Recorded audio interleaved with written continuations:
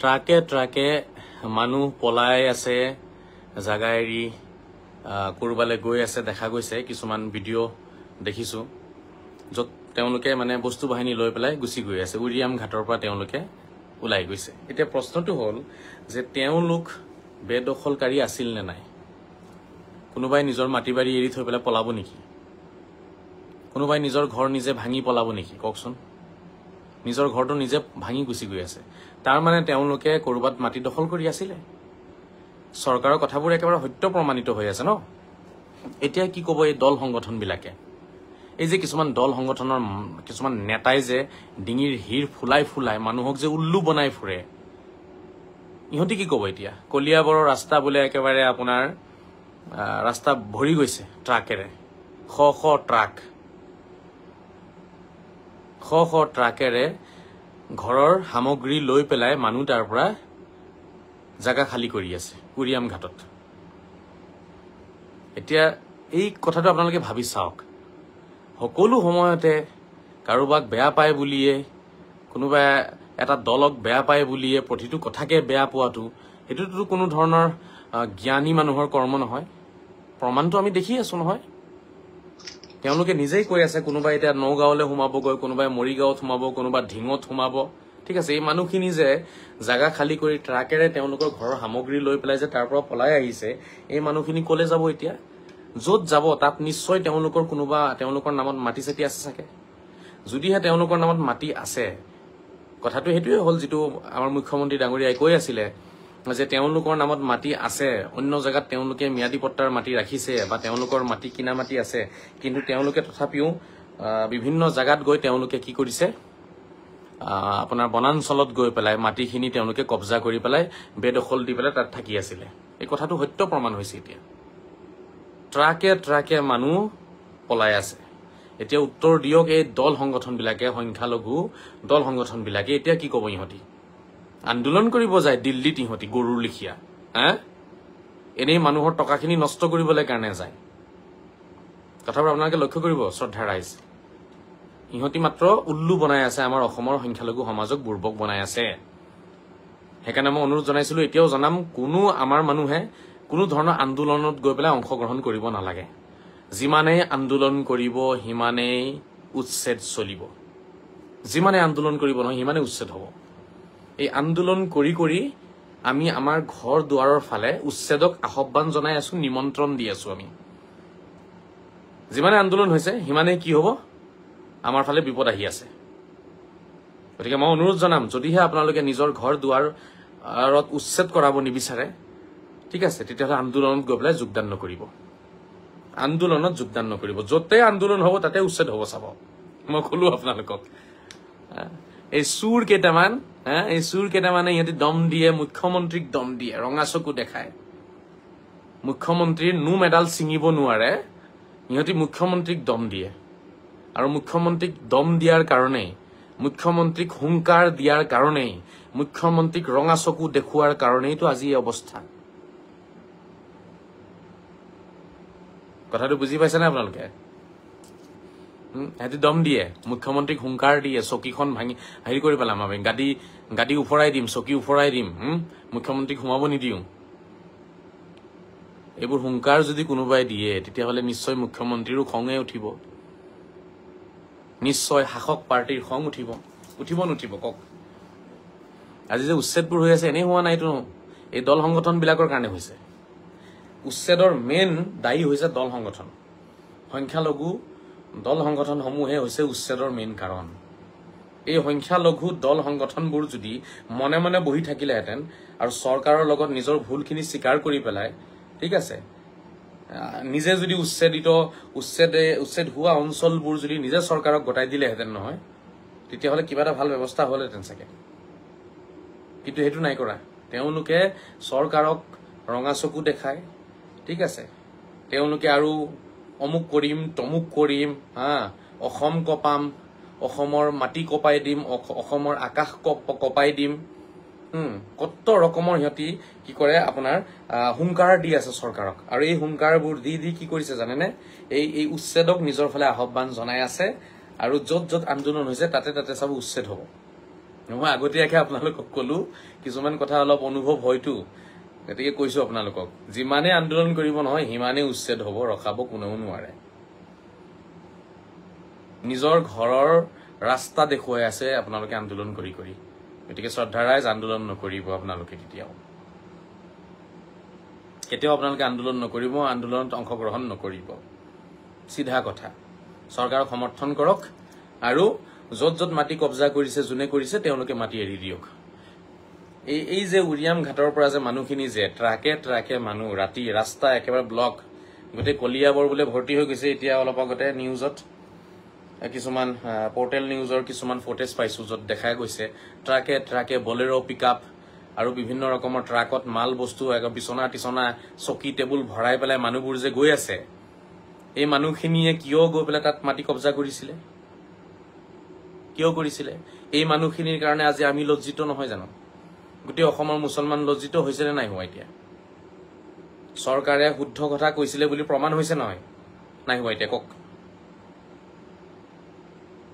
আকৌ খবৰ পাইছো গুৱাহাটীৰ কোনোবা সূৰ্য পাহাৰত গৈ কোনোবা মাদ্ৰাসা বনাইছে তাতে গৈ পেলাই কোনোবা মছজিদ বনাইছে গুৱাহাটীৰ সূৰ্য পাহাৰত সেই তাৰ আঞ্চলিক ৰাইজে জনাইছে আমি মানুহখিনিক চিনি নাপাওঁ অসমীয়া লোকে ক'ব নাজানে তাৰে আপোনাৰ সমষ্টিৰ MLA কোন হেতু নামো তেওঁলোকে নাজানে বোলে কোন সমষ্টিত আছে আৰু নিজ সমষ্টিৰ MLA জনৰ নাম লোকে তেওঁলোকে নাজানে ঠিক আছে সূৰ্য পাহাৰৰ কোনোবা এটা অংশ তেওঁলোকে দখল কৰি পেলাই তাতে ঘৰ বাৰী বান্ধি মাদ্ৰাসা মছজিদ বনাইছে কিয় কৰিব লাগে এইবোৰ সেইখিনি বোলে বনাঞ্চল বা পাহাৰীয়া এৰিয়া আছিলে তাতে এটা সময়ত বাঘ আছিলে হাতী আছিলে এইবোৰ কৈ আছে তাৰ আঞ্চলিক ৰাইজে কথাবোৰ ভাবি চাওক আপোনালোকে ইয়াৰ আজি আমি লজ্জিত হোৱা নাই জানো আৰু এই মানুহখিনিক উচতনি কোনে দি আছে দল সংগঠন বিলাকে আমচু নেমচু আৰু কোনোবা ঘেণ্টা দল সংগঠন বিলাকে উচতনি দি আছে অবৈধ অমানৱীয় উচ্ছেদ কিহৰ অমানৱীয় উচ্ছেদ হে মই এতিয়ালৈকে বুজি নাপালো হা অমানৱীয় যদি আছিলে তেতিয়াহ'লে এই মানুহখিনি নিজে নিজৰ ঘৰ কিয় ভাঙি গৈছে কিয় পলাইছে তাৰ পৰা আৰু কিবা সৰু পথাৰৰ ৰাইজৰ এটা ভিডিঅ' পাইছো তেওঁলোকে মিটিং কৰিছে তেওঁলোকে কিবা এখন সেমিনাৰৰ দৰে দেখিলো মই বহু মানুহ একত্ৰিত হৈ তেওঁলোকে সিদ্ধান্ত গ্ৰহণ কৰিছে নিষিদ্ধ মাংস অৰ্থাৎ গৰু মাংস তেওঁলোকে নাখায় আৰু কেতিয়াও মই সেই সৰু পথাৰ অঞ্চলবাসী সৰু পথাৰ ক'ত আছে নাজানো গোলাঘাট বা শিৱসাগৰ ক'ৰবাত আছে চাগে উৰিয়াম ঘাটৰ আশে পাশে ক'ৰবাত হ'ব আই থিংক মোৰ এটা অনুভৱ হৈছে মই গোটেই ভিডিঅ'টো দেখা নাই যৰে নহওক সৰু পথাৰ ৰাইজক মই ইয়াৰ পৰা সেলিউট জনাইছো ধন্যবাদ জ্ঞাপন কৰিছো তেওঁলোকে যে কথাখিনি অনুভৱ কৰিছে আৰু তেওঁলোকে এই পদক্ষেপ গ্ৰহণ কৰাৰ বাবে তেওঁলোকক সেলিউট তেওঁলোকক ধন্যবাদ জ্ঞাপন কৰিছো সৰু পথাৰ অঞ্চলৰ যিসকল ৰাইজে এই সিদ্ধান্ত গ্ৰহণ কৰিছে তেওঁলোক প্ৰকৃত মুছলমান হয় তেওঁলোকে প্ৰকৃত খিলঞ্জীয়া মুছলমান বুলি ক'ব লাগিব তেওঁলোকেই হয় যিসকলে এতিয়া এই নিষিদ্ধ গৰু মাংসক তেওঁলোকে ত্যাগ দিছে বৰ্জন কৰিছে গৰু মাংস যিসকলে ত্যাগ দিছে তেওঁলোকে সঁচা অৰ্থত মুছলমান হয় কাৰণ এয়াই ইছলাম ধৰ্ম বেলেগক কষ্ট দি পেলাই বেলেগৰ দুখ বেলেগৰ ধৰ্মীয় আবেগক আঘাত হানি পেলাই ঠিক আছে বেলেগৰ শ্ৰদ্ধাক আমি নষ্ট কৰি পেলাই আমি ধৰ্ম পালন কৰিলে সেইটো ধৰ্ম নহয় কেতিয়াও আমাৰ হেয়া হ'ব কি জানে নে আখৰিক চৰিত্ৰ এই আখৰিক আৰু দানৱীয় চৰিত্ৰ বুলিহে ক'ব লাগিব সেইবোৰক গতিকে সৰু পথাৰ ৰাইজক মই ধন্যবাদ জ্ঞাপন কৰিম আৰু আমাৰ উৰিয়াম ঘাটৰ আশে পাশে যিসকল ৰাইজ আছে যিসকল স্থানীয় ৰাইজে সহযোগ কৰাৰ বাবে তাতে যিসকল বেদখলকাৰী আছিলে অবৈধ বেদখলকাৰী আছিলে তেওঁলোকে নিজৰ বস্তু তেওঁলোকে লৈ নিজৰ ঘৰ তেওঁলোকে ভাঙি তেওঁলোকে তাৰ পৰা ৰাতি ট্ৰাকেৰে তেওঁলোকে এতিয়া নিজৰ পৰিয়ালবৰ্গৰ ওচৰলৈ পলাইছে বা য'ত তেওঁলোকৰ নামত মাটি আছে তালৈ পলাইছে মানে নগাঁৱত আছে ঢিঙত আছে মৰিৰাবাৰীত আছে মৰিগাঁৱত আছে এইবোৰ অঞ্চলত তেওঁলোকৰ নামত মাটি আছে কাৰণে তেওঁলোক তালৈ গৈ আছে এতিয়া আপোনালোকে নিজে ভাবি চাওক শ্ৰদ্ধা ৰাইজ আপোনালোক সজাগ হওক বিজেপি বেয়া পায় ঠিক আছে পাওক না কোনে কৈছে ভাল পাবলৈ আপোনাক কিন্তু যিবোৰ কথাত যুক্তি আছে যিবোৰ কথা সত্যক আপুনি সদায় একচেপ্ট কৰক হেতু লাগিলে বিজেপিয়ে কক হে কথাখাৰ লাগিলে কংগ্ৰেছে কক হে কথাখাৰ লাগিলে আজমলে কক হেতু লাগিলে এই অখিলে কক আৰু জুনেই নকক ঠিক আছে জুনেই নকক কথাখাৰ যদি কথাটো সঁচা হয় আৰু কথাত যদি যুক্তি থাকে তেতিয়াহ'লে আমি সেই কথাখাৰক কি কৰিব লাগে সাপোৰ্ট কৰিব লাগে এয়া হৈছে মানৱীয় গুণ আৰু নহয় বোলে মই এটা দলত থাকো অন্য দলৰ কোনোবাই বিৰোধী দলৰ পক্ষৰ পৰা এটা ভাল কথা কলেও সেই ভাল কথাটো মই নামানো কাৰণ মই বিৰোধী দলত আছো মোৰ বিৰোধীয়ে ভাল কথা কলেও ভাল কথাটো বেয়া হ'ব হা তেওঁলোকে ভাল কাম কৰিলেও ভাল কামটো বেয়া কাম হৈ যাব কাৰণ তেওঁলোকৰ মই বিৰোধী হওঁ গতিকে মই বিৰোধিতা কৰিব লাগিব বুলি এতিয়া মই সব কামতে বিৰোধিতা কৰিম বুজি পাইছে নাই ভাল কাম কৰিলেও বিৰোধিতা কৰিম বেয়া কাম কৰিলেও বিৰোধিতা কৰিম মই মোটামুটি কসম খাইছো যে মই তেওঁলোকৰ প্ৰশংসা জীৱনত নকৰো এনেকুৱা মানুহবোৰ শয়তান হয় শয়তান কাক কয় শয়তান আউযু বিল্লাহি মিনাশ শাইতানিৰ ৰাজিম কুৰআন পঢ়িবলৈ কাৰণে প্ৰথমতে এটো পঢ়িব লাগে কুৰআন পঢ়িবলৈ কাৰণে প্ৰথমতে পঢ়িব লাগে আউযু বিল্লাহি মিনাশ শাইতানিৰ ৰাজিম এই তাতে কৈছে শয়তান শয়তানৰ পৰা মই ভগৱানৰ ওচৰত সুৰক্ষিত থাকিবৰ বাবে মই প্ৰাৰ্থনা কৰিছো এটো কয় আউযু বিল্লাহি মিনাশ শাইতানিৰ ৰাজিম এই শয়তান কোন জানে নাই অসুৰ কোন এইবোৰ মানুহ অসুৰ যিবোৰ মানুহে অকল নিজৰ দলটোকে সাপোৰ্ট কৰিব আৰু নিজৰ দলটো একেবাৰে স্বৰ্গীয় দল ভগৱানে পঠিয়াই দিছে যেনিবা পৃথিৱীত আহি পেলাই ভগৱানে নিজে সৃষ্টি কৰি দিছে দলটো মানে হেতু দলৰ ভুল নাই এটাও আৰু বিৰোধী দলৰ সব কামেই ভুল হয় ঠিক আছে বিৰোধী পাৰ্টিয়ে ভাল কাম কৰিলেও বেয়া বেয়া কাম কৰিলেও বেয়া যি কৰিব সব বেয়া আৰু নিজৰ দলটোৱে যি কৰিব সব ভাল এনেকুৱা মানুহে হৈছে শয়তান এনেকুৱা মানুহে হৈছে অসুৰ এনেকুৱা মানুহৰ কাৰণে পৃথিৱীত আপোনাৰ শান্তি বোলা বস্তুটো নাই আৰে বাবা তুমি যি দলতে থাকা ভাই তোমাক কোনে মানা কৰিছে তোমাৰ যাৰ খাব মন আছে যাৰ সেলেকিব মন আছে সেলেকি থাকা গৈ বাট তুমি হসা কথাক সাপোর্ট কৰা না তুমি লাগিলে কংগ্ৰেছৰে নহোৱা কংগ্ৰেছৰে সাপোৰ্টাৰ হোৱা কিন্তু বিজেপিয়ে ভাল কাম কৰিলে প্ৰশংসা কৰা তুমি লাগিলে বিজেপিৰে হোৱা কংগ্ৰেছে ভাল কাম কৰিলে প্ৰশংসা কৰা ঠিক আছে ভাল কামক প্ৰশংসা কৰাটো মানৱীয় গুণ হয় আৰু ভাল কামৰো বিৰোধিতা কৰাটো হৈছে অমানৱীয় গুণ ইমানখিনি কমন সেন্স আমাৰ থাকিব লাগে আমি ইমানো অন্ধভক্ত হ'ব নালাগে ইমানো কাৰোবাৰ সেলেকিব নালাগে যে আমি এতিয়া ভাল কামৰো বিৰোধিতা কৰিম ঠিক আছে ভাল কামকো আমি বেয়া বুলি কম হেতুটো হ'ব নোৱাৰে নহয় তেনেকুৱা মানুহৰ কাৰণেতো অশান্তিটো সৃষ্টি হৈছে আজি অসমত দল সংগঠন কৰা না বাবা তোমালোকক কোনে মানা কৰিছে দল সংগঠন কৰিবলৈ কাৰণে বা দল সংগঠনৰ এইটো উদ্দেশ্য নহয় যে এতিয়া তুমি বিৰোধী দলৰ সব কামকে বেয়া বুলি কবা এতিয়া আপোনালোকে প্ৰমাণটো পাইছে নাই চাওক উৰিয়াম ঘাটৰ পৰা যিখিনি মানুহ পলাই আছে উৰিয়াম ঘাটৰ ওচৰে পাজৰে বা অন্য জাগাৰ পৰা যত উচ্ছেদ হ'ব বুলি মানুহে খবৰ পাইছে খবৰ পোৱাৰ পিছৰে পৰা তাৰে পৰা ট্ৰাকে মানুহ পলাই আছে ট্ৰাকে মানুহ ৰাতিকে ৰাতি তেওঁলোকে বিভিন্ন জাগাত সোমাব বিচাৰিছে নগাঁৱত সোমাই আছে মৰিৰাবাৰীত সোমাই আছে ঢিঙত সোমাই আছে এতিয়া আপোনালোকে উত্তৰটো বিচাৰকচোন এই মানুহখিনিয়ে নিজৰ ঘৰ ভাঙি কিয় পলাইছে যদি তেওঁলোকৰ আছিলে মাটিখিনি তেওঁলোকটো পলাব নালাগিছিলে তাৰ পৰা তাৰ মানে তেওঁলোকে তাতে দখল দি আছিলে বেদখল দিছিলে চৰকাৰী মাটি এতিয়া ধৰা পৰি তাৰ পৰা পলাইছে তেওঁলোকে তো গতিকে বিজেপি চৰকাৰে যিখিনি কথা কৈ আছিলে যে বেদখলকাৰীৰ হাতত বহু অসমৰ 29 লাখ বিঘা মাটি আছে 29 লাখ বিঘা মাটি যেটো মই এটা শুনিছো আৰু নিউজত কথাটো মুখ্যমন্ত্ৰীৰ কথা ভাষ্যটো তেখেতে প্ৰকাশ কৰিছে যে আমাৰ লাখ লাখ বিঘা মাটি আছে সেই কথাখিনি কিন্তু সত্য যেন প্ৰমাণ হৈ আছে এতিয়া এই ইমান মানুহ কেনেকৈ আহি পেলাই বেদখল কৰিলে চৰকাৰী মাটি এটো চিন্তাৰ বিষয় আৰু এই কথাত আমি কি কৰিব লাগে সমৰ্থনহে জনাব লাগে কিন্তু নাই এই আপোনাৰ সংখ্যালঘু কিছুমান দল সংগঠন আছে দালালি কৰিবলৈ জায়গা বিচাৰি নাপায় ইহঁতি চাবলে খাবলে কাৰণে চালা ইহঁতৰ ওচৰত একো নাইকিয়া কথা কব নাজানে ইহঁতি যুক্তি বুজি নাপায় মূৰ্খৰ দল হয় গুটেকিটা এই মূৰ্খবিলাকে এতিয়া এই মূৰ্খবিলাকে ৰাইজক উচতনি দি পেলাই আপোনাক গোটেই অসমত মানে ইহঁতি এটা বুজি পাইছেনে গোটেই অসমত এটা উচ্ছেদ কৰাইহে এৰিব এওঁলোকে যিমান আন্দোলন কৰি আছে নহয় হিমানে উচ্ছেদ হৈ আছে আৰু যিমান আন্দোলন কৰি আছে নহয় হিমানে বিপদ টানি আনি আছে এটা কথা লক্ষ্য ৰাখিব আপোনালোকে আৰে যত আপুনি বসবাস কৰি আছে চৰকাৰকে যদি আপুনি সদায় গালি পাৰি থাকে চৰকাৰকে সদায় আপুনি যদি সমালোচনা কৰি থাকে চৰকাৰৰ ভাল কৰ্মখিনিকো সমালোচনা কৰিব বেয়াখিনিকো সমালোচনা কৰিব আপুনি মানে আপোনাৰ এজেন্ডা বনাই লৈছে আপোনাৰ মানে এবাদত আপোনাৰ উপাসনা আৰাধনা অন্য কোনো নাই আপোনাৰ এইটোৱে উপাসনা এইটোৱে আৰাধনা আপোনাৰ যে এনি টাইম চৰকাৰৰ বিৰুদ্ধে আপোনাৰ আন্দোলন কৰিব লাগে এনি টাইম আন্দোলন কৰিব লাগে তেতিয়া হলে নিশ্চয় সেই চৰকাৰে আপোনালোককো এৰি নিদিয়ে মই আজিলৈকে নুশুনিলো এই সংখ্যালঘু দল সংগঠনে চৰকাৰৰ প্ৰশংসা কৰিছে মই আজিলৈকে শুনা নাই কিয় আপোনালোকৰ ওচৰত আছে নে কিবা ভিডিঅ' এই আমচু নেমচু এই কিবা আৰু ফেমচু ঠেমচু কিবা কিবি চুমু এইবিলাক যে আছে এই চুমু বিলাকে কেতিয়াবা চৰকাৰৰ প্ৰশংসা কৰা মইতো আজিলৈকে দেখা নাই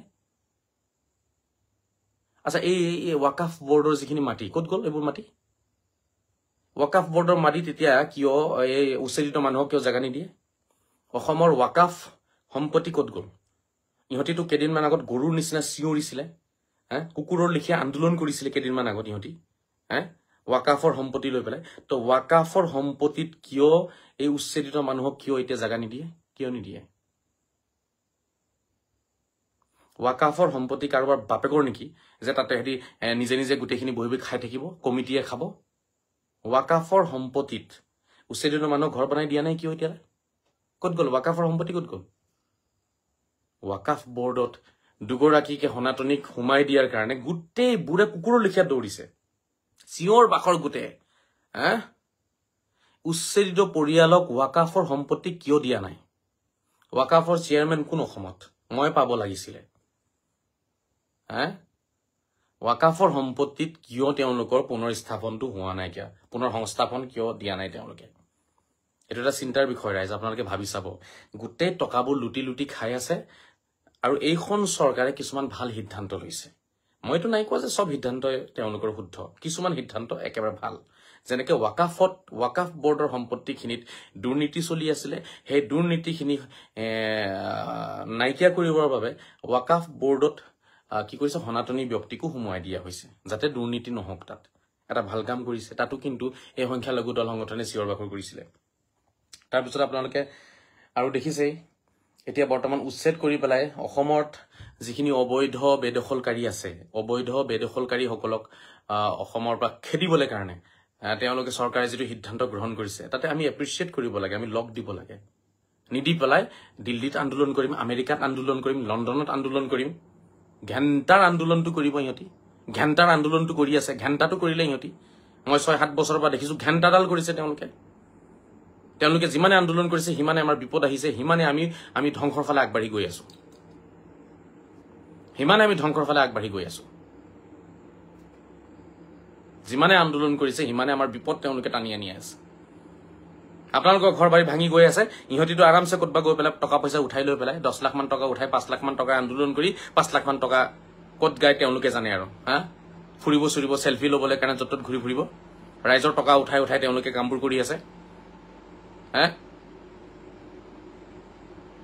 অসমত এই গোটেই বুটল সংগঠন বেন কৰি দিব লাগে আমচু নেমচু আৰু যিমান আছে গোটেই কিটাক বেন কৰি পেলাই এই গোটেইবিলাকৰ যিবিলাকৰ আপোনাৰ এই প্ৰেচিডেণ্ট আছে সমিতি আছে গোটেইখিনিক এৰেষ্ট কৰি পেলাই জেলত ভৰাই থ'ব লাগে মই অসম চৰকাৰক এইটো আহ্বান জনাম যিমান সোনকালে পৰা যায় ইহঁতক গোটেইখিনিক এৰেষ্ট কৰিব লাগে এওঁলোকৰ কাৰণে আমাৰ ৰাইজৰ বিপদ আহি আছে আমাৰ ৰাইজ সহজ সৰল হয় এই ৰাইজক আগতে যদি বুজাই দিয়া গ'লহেঁতেন নহয় তেতিয়া নিশ্চয়কৈ ৰাইজে ক'ৰবাত নহয় ক'ৰবাত মাটি চাটি কিনি ল'লেহেঁতেন কিন্তু এওঁলোকে তেওঁলোকৰ ব্ৰেইনটো ৱাছ কৰি থৈছে উলুটা কথা বুজাই ৰাখিছে তেওঁলোকক আমি বচাম আমি আন্দোলন কৰিম তহঁতি থাক তহঁতৰ মাটি হয় তহঁতি চৰকাৰী মাটি থাকিবি নহলে এই যে পাইকানত যে মানুহখিনি যে লাঠি জুম লৈ ওলাই আহিছিলে ইমান সাহস নাপালেহেঁতেন কেতিয়াও পাইকানৰ মানুহৰ ইমান সাহস নহলহেঁতেন যে তেওঁলোকে লাঠি জুং পাথৰ শিলগুটি লৈ পেলাই পুলিচক মাৰিব গৈ পেলাই অসম আৰক্ষীক আক্ৰমণ কৰি দিছে ইমান সাহস নাপালেহেঁতেন পাইকানৰ মানুহে কাৰণ তেওঁলোকৰ পিছফালে আছে এই কিছুমান নেতা এই নেতাবিলাকে উচতনিমূলক কথা তেওঁলোকৰ আচ্ছা আৰু এটা কথা আপোনালোকে লক্ষ্য কৰিছে নাই কংগ্ৰেছৰ নাটক চাইছে নাই মই আজি ৰকিবুল হুছেইনক দেখিছো কৈ আছে যে জিকিলে আমি মাটি দিম ঘৰ দিম বাবা জিকিলে কেলে দিবা এতিয়া দিয়া তোমালোকৰতো বহুত ধন সম্পত্তি আছে বাবা তোমালোকেতো বহুত খাইছা লুটি তো তোমালোকে এতিয়া দিয়া ৰকিবুল হুছেইনক কৈছো তুমি এতিয়া দিয়া তোমাকতো ভোট দিছে ন মানুহখিনি তাৰ কুকুৰাঝাৰৰ মানুহখিনিয়ে তো তুমি এতিয়া বনাই দিয়া না তোমাৰ নিজৰ টকাৰে বনাই দিয়া চাও আৰু তুমি আনা ৰাহুল গান্ধীৰ পৰা টকা আনা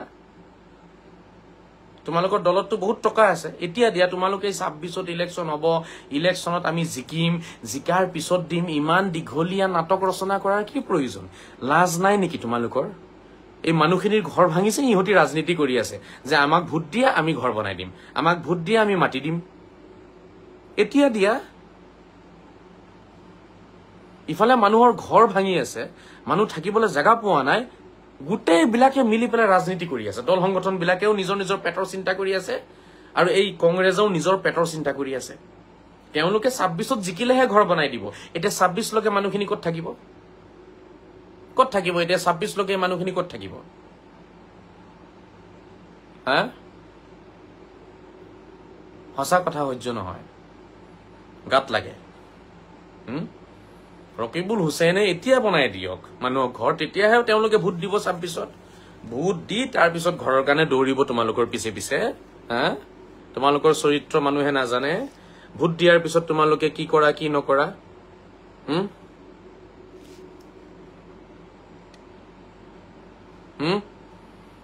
Asma Khan, your words hurt some people because you speak some truth. Thank you, brother. May Allah grant your goodies. ধন্যবাদ জনাইছো আসমা বাইদেউ কোনোবা আসমা বাইদেউ হয় ধন্যবাদ জনাইছো চাওক সঁচা কথাখিনি ক'ব লাগিব লাজ লাগে সেইকাৰণে কৈ আছো মোৰ লগত কোনো তেনেকুৱা দল সংগঠনো নাই মোৰ লগত তেনেকুৱা মানুহো নাই যে মই হাজাৰ হাজাৰ মানুহলৈ কথাখিনি কম মই অকলেই হাজাৰ মানুহৰ কথা কওঁ অকলেই 1 লাখ মানুহৰ প্ৰতিবাদ মই কৰিব পাৰো মই অকলে প্ৰতিবাদ কৰি আছো সেইকাৰণে এই দল সংগঠন বিলাকে আৰু এই যে ৰাজনৈতিক দলবোৰে যে মানুহক যে এটা জিলাপিৰ পাক মাৰি পেলাই যে মানুহক উল্লু বনাইছে মই সেই মানুহক সেই জিলাপিৰ হুৱাতটো মানুহক মই বুজাই আছো আপোনালোকক এতিয়া মানুহ এটি জিলাপি পাক দি পেলাই আপোনালোকক উল্লু বনাই আছে 26ত আপোনালোকে ভোট দিয়ক আমি ঘৰ দিম মাটি দিম ও বাবা 26ৰ লকে আমি ক'ত থাকিম নদীৰ পাৰত নে তোমাৰ কলগছৰ তলত থাকিম 26 লকে আমি এতিয়া সালা কথা কব আহিছো মানুহ উল্লু বনাবলৈ জায়গা বিচাৰি পোৱা নাই আৰু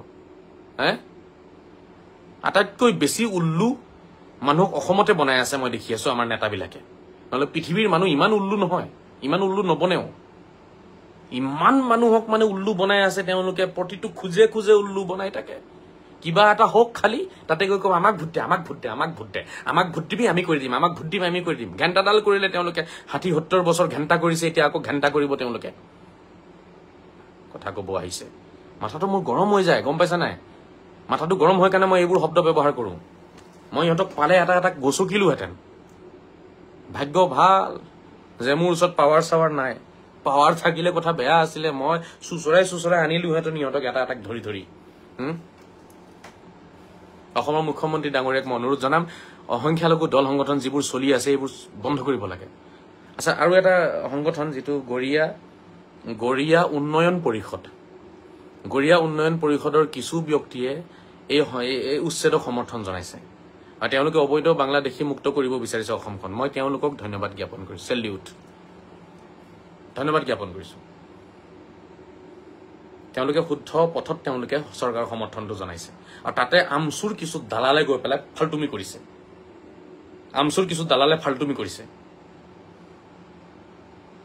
এই গৰিয়া উন্নয়ন পৰিষদ গোটেই অসমত থাকিব লাগে এই সংগঠনটো গোটেই অসমত বনাওক মই লগত থাকিম নিশ্চয় আৰু বিভিন্ন যত গৰিয়া মৰিয়া আমাৰ সমাজ আছে অকল গৰিয়া মৰিয়াই নহয় সবকে লৈ পেলাই এই সংগঠনটো আগবঢ়াওক আপোনালোকে আৰু চিন্তাধাৰাখিনি ভাল যেন লাগিছে মোৰ গৰিয়া মৰিয়া আমাৰ উন্নয়ন পৰিষদ বা তেনেকুৱা সংগঠন কিছু যিবোৰ চিন্তাধাৰা ভাল লাগিছে তেওঁলোকক মই ধন্যবাদ জনাইছো সংখ্যালঘু সংগঠন হয় কিন্তু তেওঁলোকৰ চিন্তাধাৰাটো ভাল লাগিছে কিন্তু বাকি আমচু নেমচু সংখ্যালঘু সংগ্ৰাম পৰিষদৰ চিন্তাধাৰা মানে একদম একেবাৰে তুচ্ছ একেবাৰে তুলুঙা বুজি পাইছেনে তেওঁলোকৰ মন্তব্যত কোনো হেৰি মানে অৰ্থহীন কিছুমান মন্তব্য তেওঁলোকে ৰাইজৰ সন্মুখত কৰি থাকে দৰঙত বহি পেলাই কোনোবাই চিঞৰিব কোনোবাই বহি পেলাই গুৱাহাটীত চিঞৰিব কোনোবাই নলবাৰীত বহি পেলাই চিঞৰিব মানুহ ল'ৰা কেইটামানক উল্লু বনাই লৈছে বহি পেলাই এই উল্লু বনাই পেলাই ইহঁতক মানে অলপ চাহ পানী খৰচা দি দিয়ে 200 টকামান দি দিয়ে চাগে ইহঁতক যে তহঁতি চাহ পানী খাবিগে বাইকত তেল চেল ভৰাই লবি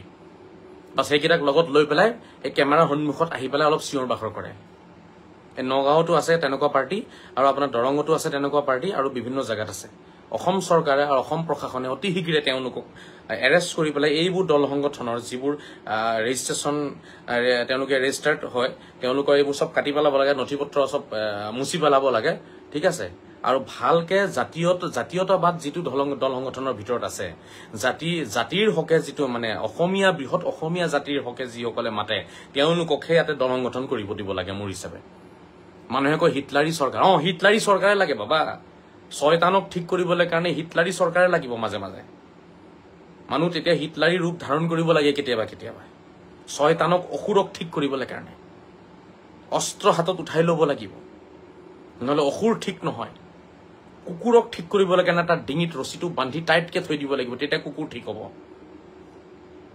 নহলে নহয় গতিকে কোনোবাই কয় যে এখন হিটলাৰী চৰকাৰ বঢ়িয়া হিটলাৰী চৰকাৰে লাগে এনেকুৱা মানুহক ঠিক কৰিবলৈ কাৰণে যিবোৰ মানুহে মাটি দখল কৰিব বেলেগৰ চৰকাৰী মাটিত মছজিদ বনাব চৰকাৰী মাটিত গৈ পেলাই কব্জা কৰি মাদ্ৰাছা বনাব ঘৰ বনাব তেনেকুৱা মানুহৰ কাৰণে হিটলাৰে ঠিক আছে তেতিয়াহে ঠিক হ'ব তেতিয়াহে বাকী মানুহ শান্তিত থাকিব পাৰিব এইটো সঁচা কথা মইতো সমৰ্থন কৰো হিটলাৰী শাসনে লাগিব অসমত একদম হিটলাৰী শাসন দি পেলাই এই অসুৰ বিলাকক যিবিলাকে বেলেগ দেশৰ পৰা আহি আমাৰ দেশত সোমাইছে আৰু ইয়াতে নথিপত্ৰ কাগজ তেওঁলোকে পেন কাৰ্ড বনাই লয় আই কাৰ্ড বনাইছে আধাৰ কাৰ্ড বনাইছে আৰু ধৰা পৰি আছে দিনে ৰাতিয়ে তাৰ পিছতো চালা সংগঠন কেইটাই ইহঁতি মাত নামাতে তাৰ পিছতো ক'ব অমানৱীয় উচ্ছেদ পশ্চিমবংগত বনাই দি আছে অসমৰ কাৰণে আধাৰ কাৰ্ড পেন কাৰ্ড বনাই দি আছে ধুবুৰীত ধৰা পৰিছে সেইদিনাখন নিউ বঙাইগাঁও আজি ৰাতিপুৱা দেখিছো নিউ বঙাইগাঁৱৰ ৰেলৱে ষ্টেচনত 8 জনক ধৰিছে পুলিচে তেওঁলোক বাংলাদেশৰ পৰা আহিছে ৰিসেন্টলি সোমাইছে আহি বাংলাদেশৰ পৰা এতিয়া সোমাইছে বাংলাদেশৰ পৰা আৰু তেওঁলোকৰ ওচৰত নকলি কি আছে আপোনাৰ সব নথিপত্ৰ আছে আইডেন্টিটি আছে আধাৰ পাছপোৰ্ট বা কি কয় পেন কাৰ্ড সব বনোৱা আছে ভাৰতীয় তেওঁলোক ধৰিছে আপোনাৰ নিউ বঙাইগাঁৱত ধৰিছে ৰেলৱে ষ্টেচনত এনেকুৱা পৰিস্থিতি চলি আছে আমাৰ অসমত বাংলাদেশী খেদাও আন্দোলন হৈছে তাৰ মাজতে হেতি সোমাই আহিছে তাৰ পৰা ভাবি চাওক কিমান ডাঙৰ ষড়যন্ত্ৰ হয় অসমৰ খিলঞ্জীয়া অসমীয়া মুছলমানক ধ্বংস কৰিবলৈ কাৰণে কিমান ডাঙৰ এটা ষড়যন্ত্ৰ হয় এইটো ভাবি চাওক অসমীয়া জাতিৰ প্ৰতি অসমীয়া সভ্যতা সংস্কৃতিৰ প্ৰতি যিসকল মুছলমানৰ শ্ৰদ্ধা ভক্তি আছে যিসকল মুছলমান মনে মগজুৱে ঠিক আছে তেওঁলোকে অসমীয়া সভ্যতা সংস্কৃতিক নিজৰ বুলি মানি লৈছে তেনে মুছলমানৰ কাৰণে কিমান ভয়ংকৰ এইটো বস্তুটো ভাবি চাওক আপোনালোকে আজিও তেওঁলোকে সোমাই আছে ইয়াতে তেওঁলোকৰ নামত আপুনি সব পাই যাব পেন কাৰ্ড পাই যাব আধাৰ কাৰ্ড পাই যাব সব ডুপ্লিকেট বনাই দি আছে মানুহে গতিকে এইটো একেবাৰে বিজেপি চৰকাৰে যিটো এটা সিদ্ধান্ত লৈছে সম্পূৰ্ণৰূপে মই এইটো সমৰ্থন জনাইছো অতি শীঘ্ৰে এই মানুহখিনিক ধৰিব লাগে এই মানুহখিনিক খেদাব লাগে আৰু এই মানুহখিনি যদি তেওঁলোকৰ নথিপত্ৰ ঠিক নাই খেদাই দিব লাগে আৰু যদি আছে ঠিক তেতিয়াহ'লে তেওঁলোকে মাটি কিয় কব্জা কৰিছে তেওঁলোকক সেই শাস্তি প্ৰদান কৰিব লাগে মাটি কব্জা কৰাৰ বাবে ঠিক আছে যিখিনি চৰকাৰে ল'বলগীয়া আছে পদক্ষেপ চৰকাৰে অতি শীঘ্ৰে ল'ব লাগে চৰকাৰক সম্পূৰ্ণৰূপে সমৰ্থন জনাইছো আৰু মই অসমৰ অসমীয়া খিলঞ্জীয়া জানে প্ৰাণে মনে মগজুৱে যিসকল অসমীয়া হয় মই তেওঁলোকক অনুৰোধ জনাম আপোনালোকে ওলাই আহক আহি এই চৰকাৰৰ এই সিদ্ধান্তত আপোনালোকে কি কৰক আপোনালোকে সাপোৰ্ট কৰক সমৰ্থন কৰক আৰু এই যিবোৰ অবৈধ বাংলাদেশী আছে বা অবৈধ বেদখলকাৰী আছে তেওঁলোকক যাতে চৰকাৰে ধৰিব পাৰে তেওঁলোকৰ যাতে চিনাক্তিকৰণটো হয় তাৰ বাবে চৰকাৰে যিখিনি পদক্ষেপ লৈছে আপোনালোকে যোগদান কৰিব লাগে এটো মোৰ অনুৰোধ থাকিলে আৰু যিমান পাৰে আপোনালোকে দল সংগঠনৰ দালালি মিটিং বিলাকৰ পৰা আঁতৰত থাকিব যিবোৰ মিটিঙত অকল দালালি যিবোৰ মিটিঙত অকল চৰকাৰ বিৰোধী কথা আলোচনা হয় তেওঁলোকক মই এদিনো নেদেখিলো তেওঁলোকে চৰকাৰৰ সমৰ্থনত মিটিং এটা ৰাখিছে ৰাখি পেলাই চৰকাৰক পূৰ্ণ সমৰ্থন জনাইছে মই এটাও নেদেখিলো তেওঁলোকৰ ভিডিঅ চিডিঅ আজিৰলৈকে তেওঁলোকে যিমান আন্দোলন কৰিছে সব চৰকাৰৰ সিদ্ধান্তৰ বিৰুদ্ধে মানে তেওঁলোক জন্মই হৈছে এইটো কাৰণে তেওঁলোকৰ জন্মই হৈছে চৰকাৰৰ বিৰুদ্ধে কথা পাতিব লাগে বাস এইটোৱে তেওঁলোকৰ এটাই ফৰ্মুলা এটা ফৰ্মুলাতে তেওঁলোক জিয়াই আছে হেতু ফৰ্মুলা হেতু এজেন্ডা লৈ তেওঁলোক হেতু সংবিধানতে তেওঁলোকে চলি আছে বাস চৰকাৰৰ বিৰুদ্ধে মাত মাতিব লাগে বাস ডিলিমিটেশনৰ সময়তো তেওঁলোকে চিঞৰ বাখৰ কৰিলে একেবাৰে সমষ্টি পুনৰ নিৰ্ধাৰণ কৰিব নিদিয়ে কোৰ্টত গৈছে আমেৰিকা গৈছে লণ্ডন গৈছে তেওঁলোকে কাগজপত্ৰ লৈ পেলাই একেবাৰে সুপ্ৰিম কোৰ্ট ফালি থৈ আহিছে তেওঁলোকে ঘণ্টা কৰিলে পিছত ডিলিমিটেশন হৈ গল একো কৰিব পৰা নাই তেওঁলোকে এতিয়ালৈকে এনেই মিছামিছি ৰাইজৰ টকাখিনি লৈ পেলাই তেওঁলোকে উৰাই দিলে আন্দোলনৰ নামত এনেই মিছামিছি আন্দোলনৰ নামত টকাখিনি উৰাইছে সেই টকাখিনি যিখিনি আন্দোলন কৰি তেওঁলোকে নষ্ট কৰে বাইকৰ তেলত যিখিনি টকা নষ্ট কৰে দিল্লী বোম্বাই যাবলৈ ফ্লাইটত যিখিনি টকা তেওঁলোকে নষ্ট কৰিছে সেই টকাৰে যদি 2 বিঘামান মাটি কিনিও তেওঁলোকে দিলেহেঁতেন নহয় এটলিষ্ট 2টা পৰিয়ালৰ তেওঁলোকৰ কি হলহেঁতেন 2টামান পৰিয়ালৰ পুনৰ সংস্থাপন হৈ গলহেঁতেন এই ফালতুমি কৰিব পেলাই যন্তৰ মন্ত্ৰত গৈ পেলাই বহি পেলাই টাইম পাছ তাতে ভাত খাব তাতে হেতি বিভিন্ন জায়গা হোটেলত গৈ পেলাই খাব থাকিব ফুৰিব সেইখিনিত যিখিনি টকা তেওঁলোকে খৰচ কৰে নহয় সেই টকাখিনি যদি তেওঁলোকে খৰচ নকৰি পেলাই 2 বিঘা মাটি কিনি দিলেহেঁতেন নহয় তেতিয়া 2-3টা পৰিয়ালৰ চাগে পুনৰ সংস্থাপন হৈ গলহেঁতেন ডিলিমিটেশনৰ পৰা কা আন্দোলনৰ সময়ৰ পৰা দেখি আছো তেওঁলোকৰ নাটক মই 18 চনৰ পৰা নাটক দেখি আছো তেওঁলোকে এটা 25 চন হৈ গল তাৰ আগত মই নাছিলো বাৰু হা তেওঁলোকৰ নাটকবোৰ দেখিলো একো কৰিব পৰা নাই তেওঁলোকে একো কৰিব পৰা নাই মাত্ৰ সৰকাৰ বিৰোধী আন্দোলন কৰিবলৈ কাৰণে তেওঁলোকৰ জন্ম হৈছে প্ৰতিটো কথাতে সৰকাৰ বেয়া সৰকাৰ বেয়া সৰকাৰ বেয়া সৰকাৰ বেয়া আৰে এটা দল সংগঠন যিমানে বেয়া নহওক প্ৰতিটো কামটো বেয়া হ'ব নোৱাৰে ন কাৰণ এটাটো ভাল কাম কৰিছে হেতুকে কোচোন ভাল বুলি যি এটা ভাল কৰিছে হেতুকে ভাল বুলি কোচোন হে এটাকো যদি ভাল বুলি কলেহেঁতেন নহয় সাগে আজি আমাৰ বিপদ কমিলেহেঁতেন প্ৰতিটো কামে বেয়া সৰকাৰক ৰঙা চকু দেখাব হুংকাৰ দিব হা মুখ্যমন্ত্ৰী নিষিদ্ধ এই অঞ্চলত সোমাব নোৱাৰে এই অঞ্চলত অমুকক সোমাব নিদু তমুকক সোমাব নিদু হা এইবোৰ কৰি আজি ইমান পৰ্যায়লৈকে নমাইছে আমাৰ সংখ্যালঘু সমাজখনক আমাৰ মুছলিম সমাজখন এই পৰ্যায়লৈ পাইছেগৈ এতিয়া ঠিক আছে এইবোৰ কৰি এইখিনি ৰঙা চকু দেখুৱাটো হৈছে আমাৰ আটাইতকৈ ডাঙৰ ভুল শ্ৰদ্ধাৰ ৰাইজ ঠিক আছে আপোনালোকে এইবোৰত সহযোগিতা নকৰিব ৰঙা চকু দেখাব নালাগে চৰকাৰৰ যদি কৰবাত সিদ্ধান্তত ভুল হৈছে ঠিক আছে তেতিয়াহলে এইখিনি যুক্তিত আলোচনা কৰক যুক্তিখিনি দেখাওক আপুনি তাকে নকৰি আন্দোলন কৰিম নিষিদ্ধ কৰিম হেন কৰিম তেন কৰিম উফৰাই দিম গাদি উফৰাই দিম হিটলাৰী শাসন এইবোৰ ফালতু কথা কৈ পেলাই ঠিক আছে বহুত দিনটো আজমলে নষ্ট কৰিলে আমাক এতিয়া আজমল ঠাণ্ডা হৈ গল আজমলেতো একদম ডুবাই থৈ গল আমাৰ সংখ্যালঘু মুছলিম সমাজখনক আজমলৰ পিছত এতিয়া আমচুৱে ডুবাই আছে নেমচুৱে ডুবাই আছে মানে ডুবাবলে কোনোবা নহয় কোনোবা এটা আছেই মানে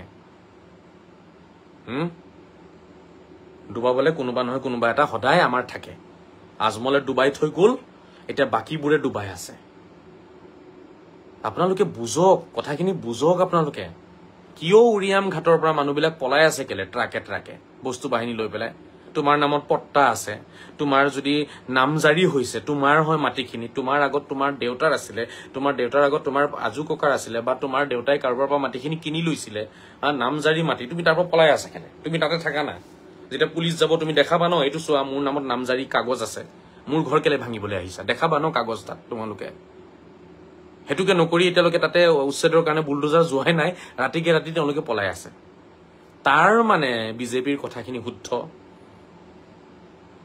তাৰ মানে অবৈধ বেদখলকাৰীয়ে যে এনেকে যে কব্জা কৰিছে কথাখিনি শুদ্ধ তাৰ মানে আমচু নেমচুৱে উল্লু বনাইছে অসমৰ মুছলমান সমাজক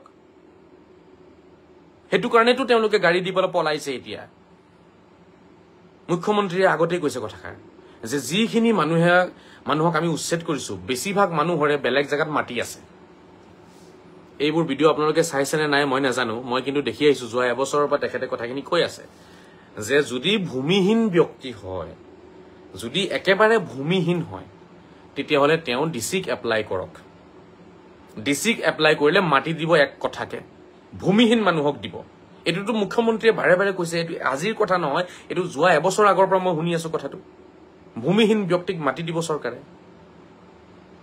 আৰু লগতে এটো কথাও কৈছে যে উচ্ছেদিত ব্যক্তিৰ বেছিভাগ মানুহে ভূমিহীন নহয় তেওঁলোকৰ কৰবাত নহয় কৰবাত তেওঁলোকৰ নামত মাটি আছে মিয়াদি পট্টাৰ মাটি আছে আৰু তেওঁলোকে সেই মাটিখিনি নিজৰ নামত ৰাখি থৈ তাৰ ওপৰঞ্চি তেওঁলোকে গৈ পেলাই কৰবা বনাঞ্চলত হাবি বন জংগলত ফৰেষ্ট এৰিয়াত গৈ পেলাই বা নদীৰ কাষে কাষে চৰকাৰী যিবোৰ চৰ চাপৰিৰ মাটি আছে সেইবোৰ মাছকালাই খেতি কৰিবলৈ কাৰণে আৰু মাটিকালাই খেতি কৰিবলৈ কাৰণে মৰাপাতৰ খেতি কৰিবলৈ কাৰণে কৰবা 10 বিঘা ঘৰত 20 বিঘা মাটি তেওঁলোকে কব্জা কৰি ৰাখিছে কিন্তু মুখ্যমন্ত্ৰী ডাঙৰীয়া বাৰে বাৰে কৈ আছে যে ভূমিহীন নহয় তেওঁলোক ভূমিহীন হলে আমি মাটি দিমটো তেওঁলোকৰ বেলেগ জায়গাত মাটি আছে আৰু তাৰে জ্বলন্ত উদাহৰণ এই মানুহখিনি যে ট্ৰাকে যে ঘৰ বাড়ি ভাঙি বস্তু লৈ পেলাই যে পলাই আছে এতিয়া উৰিয়াম ঘাট এৰি পেলাই পলাই আছে, এই মানুহখিনি য'ত যাব তাতে তেওঁলোকৰ মাটি আছে, তাতে তেওঁলোকৰ মাটিৰ ভাগ আছে, হয় পৰিয়াল আছে আৰু সেই পৰিয়ালৰ মাটিৰ ভাগ পাব।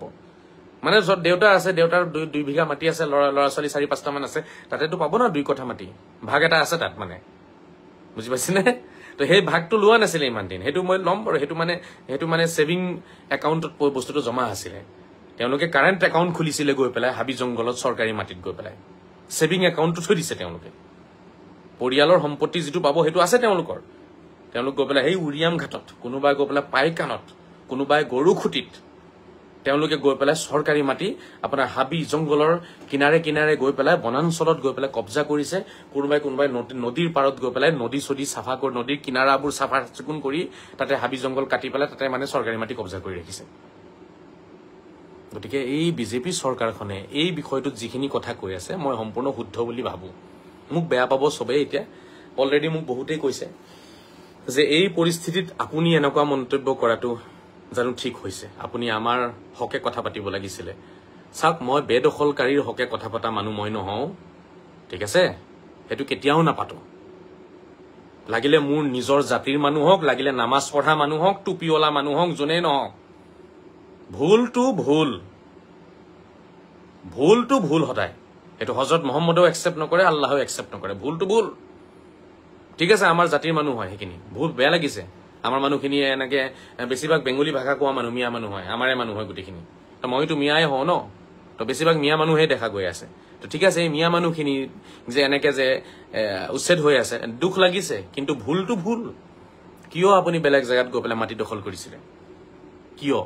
এইটো উত্তৰটো আপুনি দিব লাগিব, আল্লাহকো দিব লাগিব, চৰকাৰকো দিব লাগিব, এই পৃথিৱীতো দিব লাগিব, মৰাৰ পিছতো দিব লাগিব। বুজি পাইছেনে? এই পৃথিৱীতো আপুনি উত্তৰটো চৰকাৰক দিব লাগিব, পুলিচক দিব লাগিব, মৰাৰ পিছত আল্লাহক উত্তৰ দিব লাগিব যে তোমালোকৰ বাপ দাদাৰ অংশীদাৰ হিচাপে তোমালোকৰ ৱাৰিচি মাটিটো তোমালোকে পাবা, অংশ পাবা। তাৰ পিছতো তোমালোকে চৰকাৰী মাটি কিয় দখল কৰিছিলা? এইটো উত্তৰ আল্লাহক দিব লাগিব। মোৰ ফোন নম্বৰটো লাগে নহয়, 9365825571, 9365825571।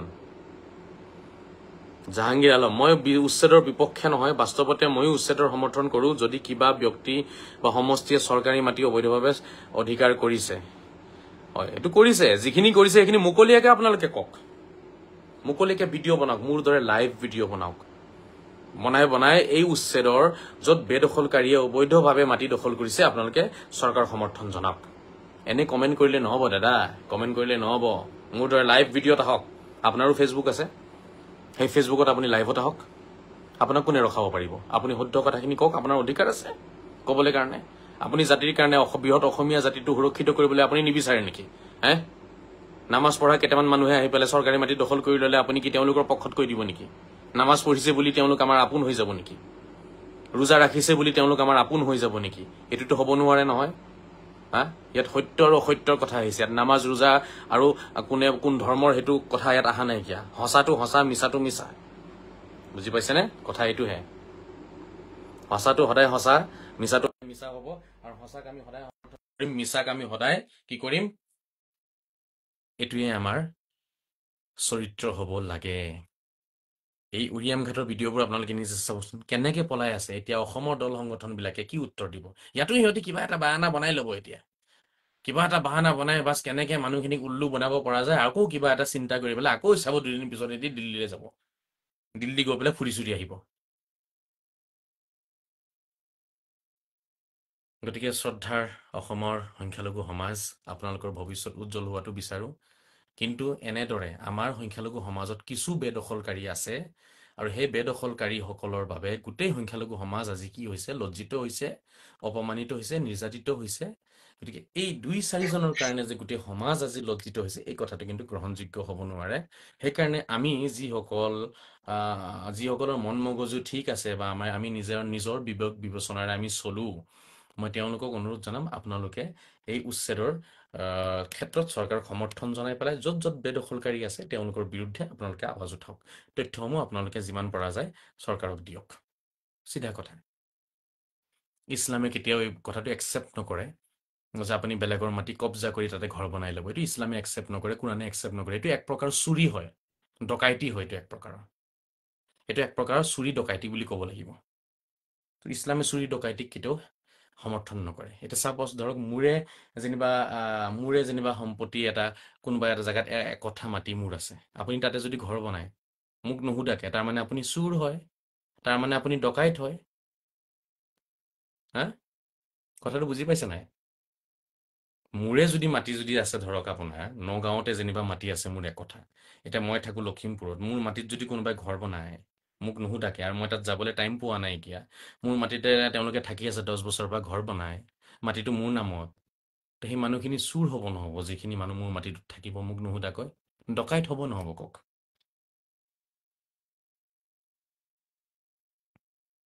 হুম? হ'ব নহ'ব কওক? আপোনালোকে এইটো উত্তৰটো দিয়ক, মোৰ কথাটো বুজি পাইছে নাই? আপোনাৰ মাটি যদি লখিমপুৰত থাকে, আৰু আপুনি মানুহজন যদি শিৱসাগৰত থাকে, লখিমপুৰত যদি এবিঘা মাটি আপুনি ক'ৰবাত কিনি থৈছে, আৰু আপুনি আহিবলৈ টাইম পোৱা নাইকিয়া, ঠিক আছে, আপোনাৰ মাটিটো আপুনি চাবলৈ টাইম পোৱা নাই, অফিচৰ চাকৰি বাকৰিত বিজি হৈ আছে, আপুনি 10-15 বছৰ আপুনি অহা নাই চাবলৈ কাৰণে, মাটি আপোনাৰ হয়, ইয়াতে যদি কোনোবাই এইটো দখল কৰি পেলাই যদি ইয়াতে ঘৰ বনাই থাকে, তেতিয়াহ'লে এই মানুহবোৰ চুৰ হ'ব নহ'ব? ডকাইত হ'ব নহ'ব কওক? আৰু কেনেকে বুজাম? বেলেগৰ মাটি, চৰকাৰৰ মাটি আমি এনেকে দখল কৰাটো ইছলামে কেতিয়াও পাৰ্মিশ্যন নিদিয়ে। এইটো চুৰি বা ডকাইতিত পৰিব। জোৰ কৰি কব্জা কৰা, জোৰ কৰি, জোৰ জবস্তি, শক্তি দেখুৱাই আপুনি ক'ৰবাত এই বস্তুটো কব্জা কৰাটো, কাৰোবাৰ মাটি, কাৰোবাৰ সম্পত্তি, এইটো চুৰি ডকাইতি নহয় জানো? এইটো অপৰাধ হয় নহয়? ইছলামে কি এইটো একচেপ্ট কৰে নেকি? ইছলামে আমাক এনেকুৱা আদেশ দিছে নেকি যে আপোনালোকে এনেকুৱা কামবোৰ কৰি থাকক? কি আচৰিত কথা, কি আচৰিত কথা! আমি কথাবোৰ কিয় বুজি নাপাওঁ? গতিকে অসমৰ যিসকল খিলঞ্জীয়া প্ৰকৃত মুছলমান আছে, যিসকলৰ মন মগজু অসমীয়া হয়, যিসকলে অসমৰ কলা কৃষ্টি সভ্যতা সংস্কৃতিক আপোন কৰি লৈ ৰাখিছে, তেওঁলোকৰ হিৰে হিৰে বৈ আছে, মই তেনে প্ৰতিজন অসমীয়া মুছলমানক অনুৰোধ জনাম, আপোনালোকে এই যিটো আপোনাৰ উচ্ছেদ অভিযান চলিছে, আপোনালোক সমৰ্থন জনাওক। মই পূৰ্ণ সমৰ্থন জনাইছোঁ। আৰু উৰিয়াম ঘাটৰ পৰা মানুহ যে পলাই আছে ট্ৰাকে ট্ৰাকে, এই বস্তুটো দেখাৰ পিছত মোৰ আৰু বিশ্বাস বাঢ়ি গৈছে, নিশ্চয় এনেকুৱাকে আৰু প্ৰতিটো জিলাতে এনেকুৱাকে মানুহ সোমাই আছে। হা, ঠিক আছে, তেওঁলোকৰ কোনো তদন্ত হোৱা নাছিলে ইমান দিনে, সেইকাৰণে তেওঁলোকে কব্জা কৰি বছৰকে বছৰ, 20 বছৰ, 30 বছৰৰ পৰা সেই মাটিবোৰ লৈ পেলাই তেওঁলোকে খাই আছে, থাকি আছে। সেইখিনি চৰকাৰৰ মাটি হয়, তেওঁলোকে কোনো ধৰণৰ তাত খাজানাও নিদিয়ে, একো নিদিয়ে, তেওঁলোকৰ একো তেনেকুৱা কোনো নথি পত্ৰও নাই। গতিকে তেনেকুৱা জেগাবিলাকত য'ত ধৰক বনাঞ্চল আছিলে, হাবি জংঘল আছিলে, নদীৰ চৰ চাপৰিত যিবোৰ চৰকাৰী মাটি কব্জা কৰিছে, সেইবোৰ জেগা নিজে নিজে খালী কৰি দিব লাগে। আৰু যদি খালী নকৰে, চৰকাৰে খালী কৰি ল'ব তেতিয়া। ভুলটো মই এতিয়া শেষ কৰিম মোৰ লাইভ, আৰু আজি ইমানতে সামৰিছোঁ। মই যিখিনি ক'বলগীয়া আছিলে ক'লোঁ। আকৌ মই আপোনালোকক জনাই দিওঁ, ভুলটো আমাৰ, আমি অসমীয়া হ'ব নোৱাৰিলোঁ কাৰণেই আমাক উচ্ছেদ কৰি আছে। আমাক সেই বনাঞ্চলতো থাকিব দিলেহেঁতেন অসম চৰকাৰে। অসমৰ আজি যিবোৰ দল সংগঠন, যেনেকে আপোনাৰ এই লাচিত সেনা ওলাই আহিছে, তাতে আপোনাৰ কুটুম্ব সুৰক্ষা পৰিষদ, আছু, তাৰপিছত ধৰক আপোনাৰ জাতীয়তাবাদী যুৱ পৰিষদ, যিবোৰ অসমৰ জাতীয়তাবাদৰ লগত জড়িত যিবোৰ সংগঠন আছে, সেই সংগঠনসমূহেও জাগা দিলেহেঁতেন আমাক, বনাঞ্চলতো আমাক জাগা দিলেহেঁতেন, ঠিক আছে। আমাক তেওঁলোকে ঘৰ বাৰী ভাঙি নিদিলেহেঁতেন আমাৰ, যদিহে আমি অসমীয়া হ'ব পাৰিলোহেঁতেন, অসমৰ সভ্যতা সংস্কৃতিক যদি আমি আপোন কৰি ল'লোহেঁতেন, তেতিয়াহ'লে কিন্তু আজি এই উচ্ছেদবোৰ নহ'লহেঁতেন। আজি উচ্ছেদ এইটো কাৰণেই হৈ আছে, কাৰণ আমি অসমীয়া হ'ব নোৱাৰিলোঁ, অসমৰ সভ্যতা সংস্কৃতি আমি আপোন কৰিব নোৱাৰিলোঁ। বিহু আহিলে আমি বিহু নাপাতোঁ, কাতি বিহু নাপাতোঁ, মাঘ বিহু নাপাতোঁ, বহাগ বিহু নাপাতোঁ, আমাৰ খবৰ নাই। পূজা কৰিলে মানুহক দেখিলে আমি ঘিণ কৰোঁ, নামঘৰ দেখিলে ঘিণ কৰোঁ, ক'ৰবাত মন্দিৰক ঘিণ কৰোঁ। সেইবোৰ বস্তুক আমি নিজৰ বুলি আপোন কৰিব নোৱাৰিলোঁ, ঠিক আছে। আমাৰ খালি অকল আমিয়ে ভাল, আমিয়ে ভাল, আমিয়ে ভাল, আমিয়ে ভাল ন, সেইকাৰণে ঘৰ ভাঙিব এতিয়া। চৰকাৰী ঘৰ মাটিত থাকা ন তোমালোকে, আকৌ আমাকে বেয়া বুলি কোৱা, আমাৰ সভ্যতা সংস্কৃতি বেয়া, তোমালোকে আকৌ আৰবিয়ান সভ্যতা সংস্কৃতি লৈ চলিবা, পাকিস্তানী সভ্যতা সংস্কৃতি, বাংলাদেশী চিন্তাধাৰা লৈ পেলাই অসমত থাকিবা, অসম চৰকাৰৰ মাটিত ঘৰ বনাই থাকিবা, আৰু অসম চৰকাৰে ভুল, অসমৰ সভ্যতা সংস্কৃতিখিনিৰ প্ৰতি তোমালোকৰ কোনো লক্ষ্য নাই, কোনো ৰাপ নাই, কোনো আগ্ৰহ নাই, হা? তেতিয়াতো খেদিবই। আচল কাহিনী তাত সোমাই আছে যে আমি অসমৰ সভ্যতা সংস্কৃতি আপোন কৰিব নোৱাৰিলো। এতিয়াও সময় আছে, এতিয়াও সময় আছে। মই গোটেই অসমৰ সংখ্যালঘু মুছলমান সমাজক অনুৰোধ জনাম, সকলোৱে বিহুত পাগলৰ দৰে নাচক, ধুতি পিন্ধক, ঠিক আছে, ধুতি পিন্ধক। অকল লুঙি পিন্ধিলে নহব, ধুতি পিন্ধিব লাগিব। লুঙিখন আমি লৈছো, ধুতিখন তেওঁলোকে লৈছে। এতিয়া আমি সেই বাংলাদেশী লুঙি পিন্ধো, বজাৰত গৈ পেলাই বাংলাদেশী লুঙি বিচাৰে বহুতে। বাংলাদেশী লুঙি আছে নে? বাংলাদেশী লুঙি, বাংলাদেশৰ পৰা লুঙি আহি আছে আমাৰ অসমত, জানে নাই? এই বাংলাদেশৰ পৰা যে লুঙি অসমত আহিছে, এইটো বন্ধ কৰিব লাগে অসম চৰকাৰে। এইটো কেনেকে আহে? কোনবোৰ মানুহে বাংলাদেশী লুঙি অসমত আনি বিক্ৰী কৰি পেলাই অসমৰ মানুহক বাংলাদেশী বনাই আছে, ধৰিব পৰা নাইকিয়া। বাংলাদেশী লুঙি আছে, বুজি পাইছে নে? মই নিজে কিনি আনিছো গৈ পেলাই মাৰ্কেটৰ পৰা বাংলাদেশী পাতল পাতল লুঙি, কম দামত দিয়ে। ময়ো পিন্ধো না লুঙি। এতিয়া মই বাংলাদেশী লুঙি পিন্ধা নাই, এইটো আছে ভিতৰত, ৰুমত আছে বাংলাদেশী লুঙি। তো বাংলাদেশী লুঙি লখিমপুৰ টাউনত আছে, ঠিক আছে। মই নিজে কিনি আনিছো গৈ পেলাই। তো বাংলাদেশৰ পৰা লুঙি লখিমপুৰ টাউনত আহি বিক্ৰী হৈ আছে। তো এতিয়া ভাবি চাওক বিপদ কিমান আমাৰ কাষ চাপিছে। তেওঁলোকে কম দামত বেচে, ভাল ভাল লুঙিবোৰ আনি আনি। মাৰ্কেট ল'ব লাগে ন তেওঁলোকৰ, মাৰ্কেট ল'ব লাগে তেওঁলোকৰ। অসমত তেওঁলোকৰ মাৰ্কেট ল'ব লাগে, অসমৰ মানুহক বাংলাদেশী বনাব লাগে, বাংলাদেশী লুঙি পিন্ধাব লাগে। হা, বাংলাদেশী গেঞ্জি আছে নে নাই মই নাজানো, বাট বাংলাদেশী লুঙি আছে। মোৰ ওচৰত 4খন বাংলাদেশী লুঙি আছে, 250 টকাকে লৈছে, আৰু খুব পাতল কাপোৰৰ হয়, এনেকে পেচাই দিলে ইমানটো হৈ যায় লুঙিটো। মানে এইটো বৰ মানে কেৰিং কৰিবলৈ ভাল। আপুনি ক'ৰবাত যদি যাব বিচাৰে, সৰু এটা বেগত 5খনমান লুঙি সোমাই ল'ব পাৰিব আপুনি। মানে একদম জাপিলে ইমানটো হৈ যায়, ৰুমালৰ দৰে কাপোৰটো, আৰু বহুত পিন্ধি ভাল লাগে। কম দামত দি আছে, আমি লৈ আছো। গতিকে মই সেই বাংলাদেশী লুঙি এতিয়াৰ পৰা ত্যাগ কৰিছো, ঠিক আছে, আৰু নিকিনো। বাংলাদেশৰ কোনো বস্তুৱে চালা নিকিনো, য'ত বাংলাদেশ লিখা থাকিব নিকিনো, কাৰণ ইহঁত বদমাছ হয়। এটা সময়ত ভাবিছিলো ইহঁত ভাল হ'ব, গতিকে য'ৰ পৰাই নাহক বস্তু কিনিম বাৰু, কিন্তু এতিয়াৰ পৰা ত্যাগ দিছো। লাগিলে চালা লুঙিয়ে নিপিন্ধো, অসমীয়া লুঙি পালে পিন্ধিম, নহ'লে লুঙিয়ে নিপিন্ধো আৰু, চিধা কথা।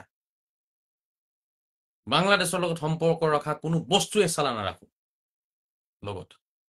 কিন্তু এতিয়া কথা হৈছে, এইবোৰ বস্তু যে অসমত বিক্ৰী হৈ আছে, সেইবোৰ কিন্তু চৰকাৰে এটা নজৰ ৰাখিব লাগিব। ক'ৰ পৰা বাংলাদেশী লুঙি সোমাই আছে আমাৰ অসমত?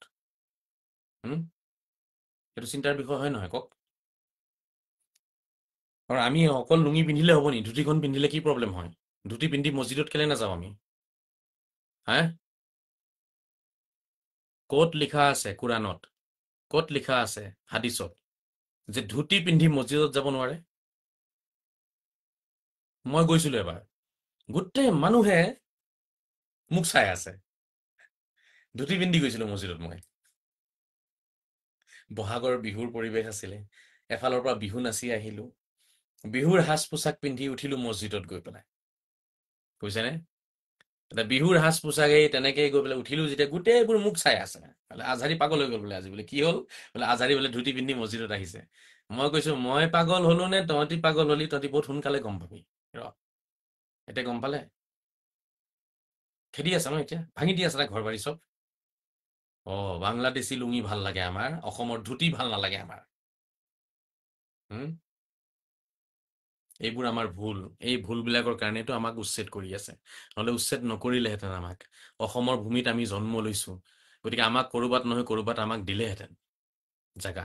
কিন্তু আমি যিহেতু অসমৰ সভ্যতা সংস্কৃতি নষ্ট কৰিছো, ধুতিৰ জেগাত লুঙি লৈ আহি আছো, তো আমাকতো চালা খেদিবই ন, ভুলটোতো আমাৰ হয়। গতিকে এই কথাখিনি উপলব্ধি কৰক, আপোনালোকে বুজক। এতিয়া সেই পাহাৰৰ ওপৰত, সূৰ্য পাহাৰত গৈ পেলাই, তাতে গৈ পেলাই জেগা বনাইছে। সূৰ্য পাহাৰত, গুৱাহাটী সূৰ্য পাহাৰত, তাতে গৈ পেলাই মছজিদ মাদ্ৰাছা বনাইছে, চব দখল দিছে পাহাৰত গৈ পেলাই। কিয়? আল্লাহে ক'ত কৈছিলে এই কথাষাৰ যে চৰকাৰী মাটি চৰকাৰক নুসুধা কয়, চৰকাৰৰ পাৰ্মিশ্যন নোলোৱাকৈ তাতে তোমালোকে গৈ পেলাই মছজিদ বনাই ল'বা, তোমালোকে মাদ্ৰাছা বনাই ল'বা, ঘৰ বাৰী বনাই ল'বা। আল্লাহে ক'ত কৈছে? কোৰাণৰ কোনোবা আয়াত দিব পাৰিব? এটা আয়াত কোনোবাই দিব পাৰিব? নিশ্চয় নোৱাৰে। যদি নোৱাৰে তেতিয়াহ'লে এইবোৰ যে অবৈধ হাৰাম কৰ্মবোৰ যে তেওঁলোকে কৰিছে, এই হাৰাম কৰ্মৰ আপোনাৰ কি শাস্তিটো আজি আমি সকলোৱে ভুগিছো। আজি আমি সকলোৱে কি হৈছো? লজ্জানত হৈছো, আমাৰ লাজ লাগিছে। ভুল কৰিছে 10 জনে, লাজ পাইছে 90 জনে। এই 10 জনৰ ভুলৰ আমিও শাস্তি ভুগি আছো। আজি আমিও কি হৈছো? আমিও পদে খোজে খোজে আমিও আজি অপমানিত হৈ আছো। সেয়ে সকলোৱে সজাগ হওক, অসমৰ সভ্যতা সংস্কৃতিখিনি নিজৰ কৰক। ঠিক আছে? পূজা বুলি ক'লে বেয়া নহয়। মই পূজাৰ কথা কওঁতে মোক অসমৰ বিভিন্ন জেগাৰ পৰা আন্দোলন কৰি 100 মান কেছ মোৰ নামত জাপি দিছিলে। তাৰপিছত ল এণ্ড অৰ্ডাৰ চিচুৱেশ্যন তেওঁলোকে বনাইছিলে। বনোৱাৰ পিছত মই 22 ঘণ্টা জেলত থাকি আহিছো। দুৰ্গা পূজা, মই দুৰ্গা পূজা কৰিব গৈছিলো কাৰণে ল এণ্ড অৰ্ডাৰ চিচুৱেশ্যন বনাইছে এওঁলোকে। তো এওঁলোকৰ উচ্ছেদ নহ'লে কাৰ হ'ব লাগে? কাৰ হ'ব উচ্ছেদ? দুৰ্গা পূজাত গৈ পেলাই মই অংশগ্ৰহণ কৰাৰ কাৰণে ল এণ্ড অৰ্ডাৰ চিচুৱেশ্যন কৰিছে। মোৰ ঘৰ জ্বলাবলৈ আহিছিলে। উচ্ছেদটো হ'ব, উচ্ছেদ হ'ব লাগে। 25জন তেনেকুৱা মানুহৰ ঘৰ চৰ ভাঙি দিব লাগে, যিবোৰ মানুহে অকল নিজৰ ধৰ্মটো ভাল বুলি ভাবে আৰু বেলেগৰ ধৰ্মক ঘিণ কৰে। যিজন মানুহে নিজকে বেষ্ট বুলি কয়, নিজৰ ধৰ্মীয় উপাসনা পদ্ধতিক ভাল বুলি ভাবে আৰু অন্য ধৰ্মৰ উপাসনা পদ্ধতিক ঘিণ কৰে, ঠিক আছে, সেইখিনি বিশ্বাস নকৰে, বিলিভ নকৰে। মই ৰিছপেক্টৰ কথা কোৱা নাই। ৰিছপেক্ট কৰাটো এটা নাটক হয়। বিলিভ কৰিব লাগিব। যিসকলে অন্য ধৰ্মত বিলিভ নকৰে, অন্য ধৰ্মক ঘিণ কৰে নহয়, তেনেকুৱা প্ৰতিজন মানুহক চালা ঘৰ চৰ ভাঙি দিব লাগে মোৰ হিচাপে। সেইবোৰ মানুহ অসমৰ পবিত্ৰ ভূমিত থকাৰ যোগ্য নহয়। ভাৰতৰ পবিত্ৰ ভূমিত থকাৰ যোগ্য নহয় তেনেকুৱা মানুহ। ভাৰতখন ধৰ্ম নিৰপেক্ষ দেশ হয়। ইয়াৰ প্ৰতিজন মানুহ ধৰ্ম নিৰপেক্ষ হ'ব লাগিব, তেতিয়াহে। কিন্তু আমি ধৰ্ম নিৰপেক্ষ হ'ব পৰা নাই। আজি আমি নিজৰ ধৰ্ম লৈ পেলাই এনেকুৱাকে আমি ব্যস্ত হৈছো যে প্ৰতিজন মানুহ এতিয়া নিজৰ ধৰ্মৰ ফালে মানে বহুত বেছি কট্টৰবাদ আহি গৈছে। কট্টৰবাদ এতিয়া আমি সৃষ্টি কৰিছো। আমি নিজে ইয়াত দায়ীটো আমি যদি ধৰ্ম নিৰপেক্ষ মুছলমান হ'ব পাৰিলোহেঁতেন নহয়, তেতিয়াহ'লে তেওঁলোকো ধৰ্ম নিৰপেক্ষ সনাতনী হ'লহেঁতেন। আজি আমি ধৰ্ম নিৰপেক্ষ নহওক, তেওঁলোকো নহয়। আমি চালা এটাকে মছজিদ মছজিদ মছজিদ মছজিদ কৰি থাকিম, কিন্তু তেওঁলোকেতো মন্দিৰ মন্দিৰ মন্দিৰ মন্দিৰ কৰিবই ন। আমি যদি অকল আল্লাহ বুলিয়ে ক'ম, তেওঁলোকেতো তেতিয়া আমাৰ আল্লাহৰ নামটো নলয় ন। আমিও ভগৱান বুলি দোৱা কৰিলে আমি ভগৱানৰ নামটো ল'ব নিবিচাৰো। হে ভগৱান, তুমি আমাৰ মনৰ আশাবোৰ পূৰা কৰা। হে ভগৱান, হে ঈশ্বৰ, তুমি আমাৰ ল'ৰা ছোৱালীক সুস্বাস্থ্য দান কৰা। এনেকে দোৱানোকে নকৰে। বাকীখিনি অসমীয়াত ক'ব, ভগৱান শব্দটো আৰবিত ক'ব হে আল্লাহ। সেইটো আৰবিত কয়। হে আল্লাহ বুলি ক'লেহে ভাল লাগে, ভগৱান বুলি ক'লে ভাল নালাগে মানে। তো তেনেকুৱা হ'লেতো খেদিবই ন। মোৰ কথা বুজি পাইছে নাই? আমি দোৱা যে কৰো, দোৱা মিন্স আল্লাহৰ পৰা হেল্প বিচৰা হয়, ভগৱানৰ পৰা হেল্প বিচৰা হয়, ঈশ্বৰৰ পৰা হেল্প বিচৰা হয়, গডৰ পৰা হেল্প বিচৰা হয়। এই কিছুমান অসুৰ ছয়তান মোল্লা আছে, ইহঁতি কয় আল্লাহক গড বুলি ক'ব নোৱাৰে, আল্লাহক ঈশ্বৰ বুলি ক'ব নোৱাৰে, আল্লাহক ভগৱান বুলি ক'ব নোৱাৰে। চালা কেনেকুৱা মানুহ হ'ব লাগিব ইহঁতি? আৰবী ভাষাত ক'ব লাগিব মানে। আমি অসমীয়া ভাষাত ভগৱান বুলি ক'ব নোৱাৰো আল্লাহক। হাজাৰ ৰকমৰ ছয়তানি প্ৰশ্ন কৰিব, ভগৱান মহিলা হয় নে ভগৱান পুৰুষ হয়? বাবা ভগৱান চব হয়। ভগৱান মহিলাও হয়, ভগৱান পুৰুষো হয়, আল্লাহ মহিলাও হয়, আল্লাহ পুৰুষো হয়। আল্লাহ চবৰে ভিতৰত আছে। পুৰুষৰ ভিতৰতো আল্লাহ আছে, মহিলাৰ ভিতৰতো আল্লাহ আছে। পাহাৰতো আল্লাহ আছে, গছতো আল্লাহ আছে। গছকো আপুনি আল্লাহ বুলি ক'ব পাৰিব। তাৰ ভিতৰতো আল্লাহ সোমাই আছে। ৱাচিয়া কুৰচিয়ুহুছ সামাৱাতি ওয়াল আৰদ। ৱাচিয়া কুৰচিয়ুহুছ সামাৱাতি ওয়াল আৰদ। আল্লাহ পৃথিৱীৰ গোটেই বস্তুতে বিৰাজমান। ৱাচিয়া কুৰচিয়ুহুছ সামাৱাতি ওয়াল আৰদ, কোৰাণত লিখা আছে। মোৰ লগত তেওঁলোকে যুক্তি তৰ্কত নোৱাৰে, কোৰাণ লৈ মোৰ লগত কথা পাতিব নোৱাৰে। মোৰ ঘৰ জ্বলাবলৈ আহে তেওঁলোক। ল এণ্ড অৰ্ডাৰ চিচুৱেশ্যন বনায় তেওঁলোকে MLAৰ ওপৰত তেওঁলোকে হেঁচা প্ৰয়োগ কৰে যে আমি ভোট দিম আপোনাক, ইয়াৰ সুমুৱাই থক। ভাই, তহঁতৰ যদি উচ্ছেদ নহয়, কাৰ হ'ব তেতিয়াহ'লে? এতিয়াও সময় আছে। এইবোৰ শুদ্ধ কৰি লৈ পেলাই শুদ্ধ ইছলামটো প্ৰচাৰ কৰক, শুদ্ধভাৱে নামাজ পঢ়ক, ঠিক আছে। ৱাচিয়া কুৰ্চি ইহুসামাৱাতি ৱাল আৰ্দ, আয়াতাল কুৰ্চি হয়। আয়াতাল কুৰ্চিৰ শুদ্ধ অৰ্থটো তেওঁলোকে নাজানে। শুদ্ধ অৰ্থখিনি মই অসমীয়াত ক'বলৈ গ'লে তেওঁলোকে মোক বেয়া পাব। আল্লাহ শব্দৰ অসমীয়াটো হৈছে ভগৱান, আল্লাহৰ অসমীয়াটো হৈছে ঈশ্বৰ, প্ৰভু। কিন্তু আমি অসমীয়াত ক'ব নিবিচাৰো, আমি আৰবিতে কম, মানে তেতিয়াহে আমাৰ মনটো ভাল লাগিব, নহলে আমাৰ মনটো ভাল নালাগে। এইবোৰ প্ৰেক্টিচ কৰোৱা হৈছে, সৰুৰে পৰা প্ৰেক্টিচ কৰাই কৰাই কৰাই কৰাই কৰাই কৰাই আমাক ইমান বেছি মানে আপোনাৰ কট্টৰবাদলৈ লৈ গ'লগে তেওঁলোক, যে ভাৰত ধৰ্ম নিৰপেক্ষ হৈ থাকিলে, ভাৰতৰ ভূমি ধৰ্ম নিৰপেক্ষ হৈ গ'ল, ভাৰতৰ গছ গছনি ধৰ্ম নিৰপেক্ষ হৈ গ'ল, ভাৰতৰ জীৱ জন্তু ধৰ্ম নিৰপেক্ষ হৈ গ'ল, ভাৰতৰ হাবি জংগল ধৰ্ম নিৰপেক্ষ হৈ গ'ল, কিন্তু ভাৰতত থকা আমি মুছলমান ধৰ্ম নিৰপেক্ষ হ'ব নোৱাৰিলো। ভাৰতৰ সংবিধান ধৰ্ম নিৰপেক্ষ হয়, ভাৰতৰ আইন কানুন ধৰ্ম নিৰপেক্ষ হয়, কিন্তু আমি ধৰ্ম নিৰপেক্ষ হ'ব নোৱাৰিলো। আৰু আমি ধৰ্ম নিৰপেক্ষ নোহোৱাৰ বাবে আজি আমাক দেখা দেখি কট্টৰ হিন্দুত্ববাদৰ জন্ম লৈছে, কট্টৰ আৰু অন্য কট্টৰবাদসমূহ জন্ম লৈছে আমাক দেখা দেখি। আমি যদি ইমান কট্টৰ হ'ব পাৰিছো, তেওঁলোকৰো কট্টৰবাদ জন্ম লৈছে। গতিকে এইবোৰ বহুত কথা। কট্টৰবাদ আমাক দেখিয়ে চব জন্ম হৈছে, নহলে আমাক নেদেখি আমি যদি সেইখিনি মানে প্ৰচাৰ নকৰিলোহেঁতেন, তেতিয়াহ'লে সেইবোৰ কট্টৰবাদ নাথাকিলেহেঁতেন আজি। মোৰ কথাখিনি কোনে বুজিছে কোনে নাই বুজা মই ধৰিব পৰা নাই। ইয়াৰ আগতেও বুজা নাছিলে, এতিয়াও কিমানে বুজিছে কিমানে নাই বুজা মই নাজানো, কিন্তু এটা কথা সঁচা, আমি সকলোৱে ধৰ্ম নিৰপেক্ষ হ'ব লাগে। ইয়াৰ অৰ্থটো এইটো নহয় যে ধৰ্ম বাদ দিব লাগে, নহয়। ধৰ্ম নিৰপেক্ষ মানে হৈছে যে আপুনি আপোনাৰ ধৰ্মটো পালন কৰক, আপুনি আপোনাৰ ষ্টাইলত পালন কৰক, বা অন্য ধৰ্মক আপুনি আপোনাৰ ধৰ্মৰ সমদৰ্জা, আপুনি অন্য ধৰ্মক সমকক্ষ বুলি ভাবক আপোনাৰ ধৰ্মৰ, এইটোকে ধৰ্ম নিৰপেক্ষ বুলি কয়। এতিয়া মই মুছলমান হয়নে, মই সনাতনক ইছলামৰ সমকক্ষ বুলি ভাবো,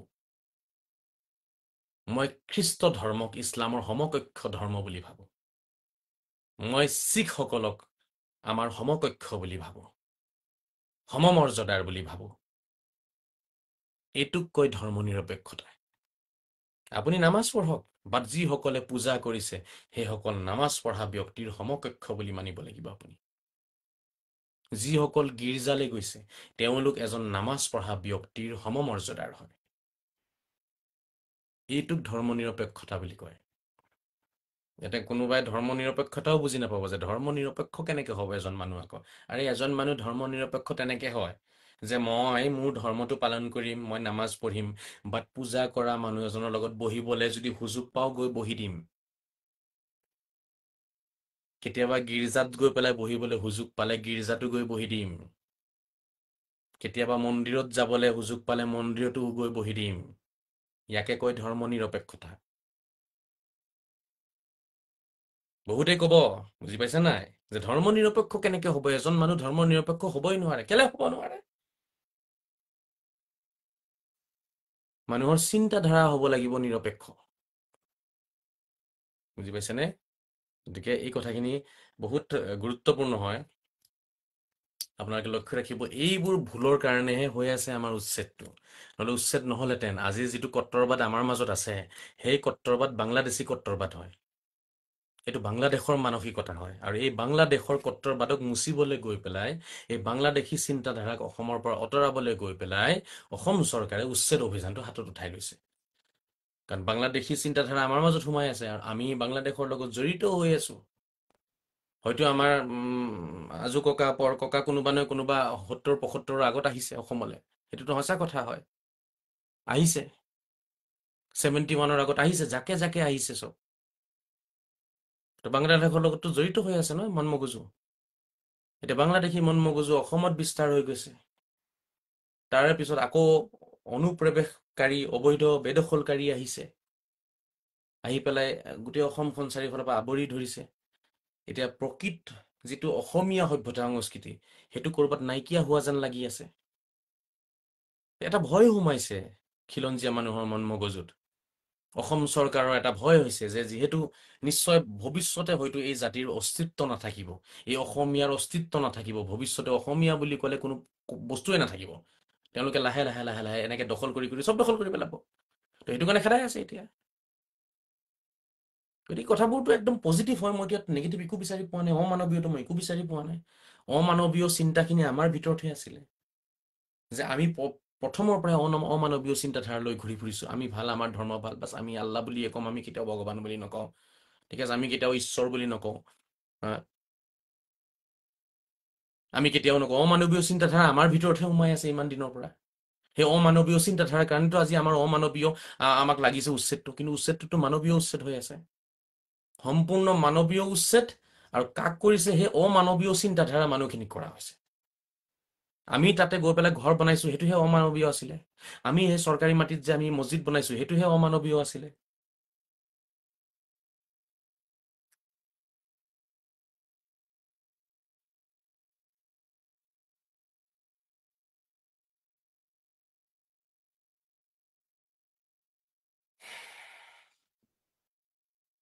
বুজি পাইছেনে আপোনালোকে মোৰ কথাটো? অমানৱীয় আছিলে কি, আৰু আমি কাক অমানৱীয় বুলি ভাবি আছো আজিৰ তাৰিখত? হা? আমি তাতে ঘৰ বনোৱাটো অমানৱীয় আছিলে, আমি তাতে মছজিদ বনোৱা অমানৱীয় আছিলে, আমি দখল কৰা অমানৱীয় আছিলে, কিন্তু উচ্ছেদটো সম্পূৰ্ণ মানৱীয় হৈ আছে, যুক্তিত পৰি আছে। জাতি বচাব লাগিব, শ শ মানুহৰ অস্তিত্ব বচাব লাগিব, বৃহৎ অসমীয়াৰ অস্তিত্ব বচাব লাগিব, অসমীয়া সভ্যতা সংস্কৃতি বচাব লাগিব, সম্পূৰ্ণ মানৱীয় উচ্ছেদ হৈ আছে।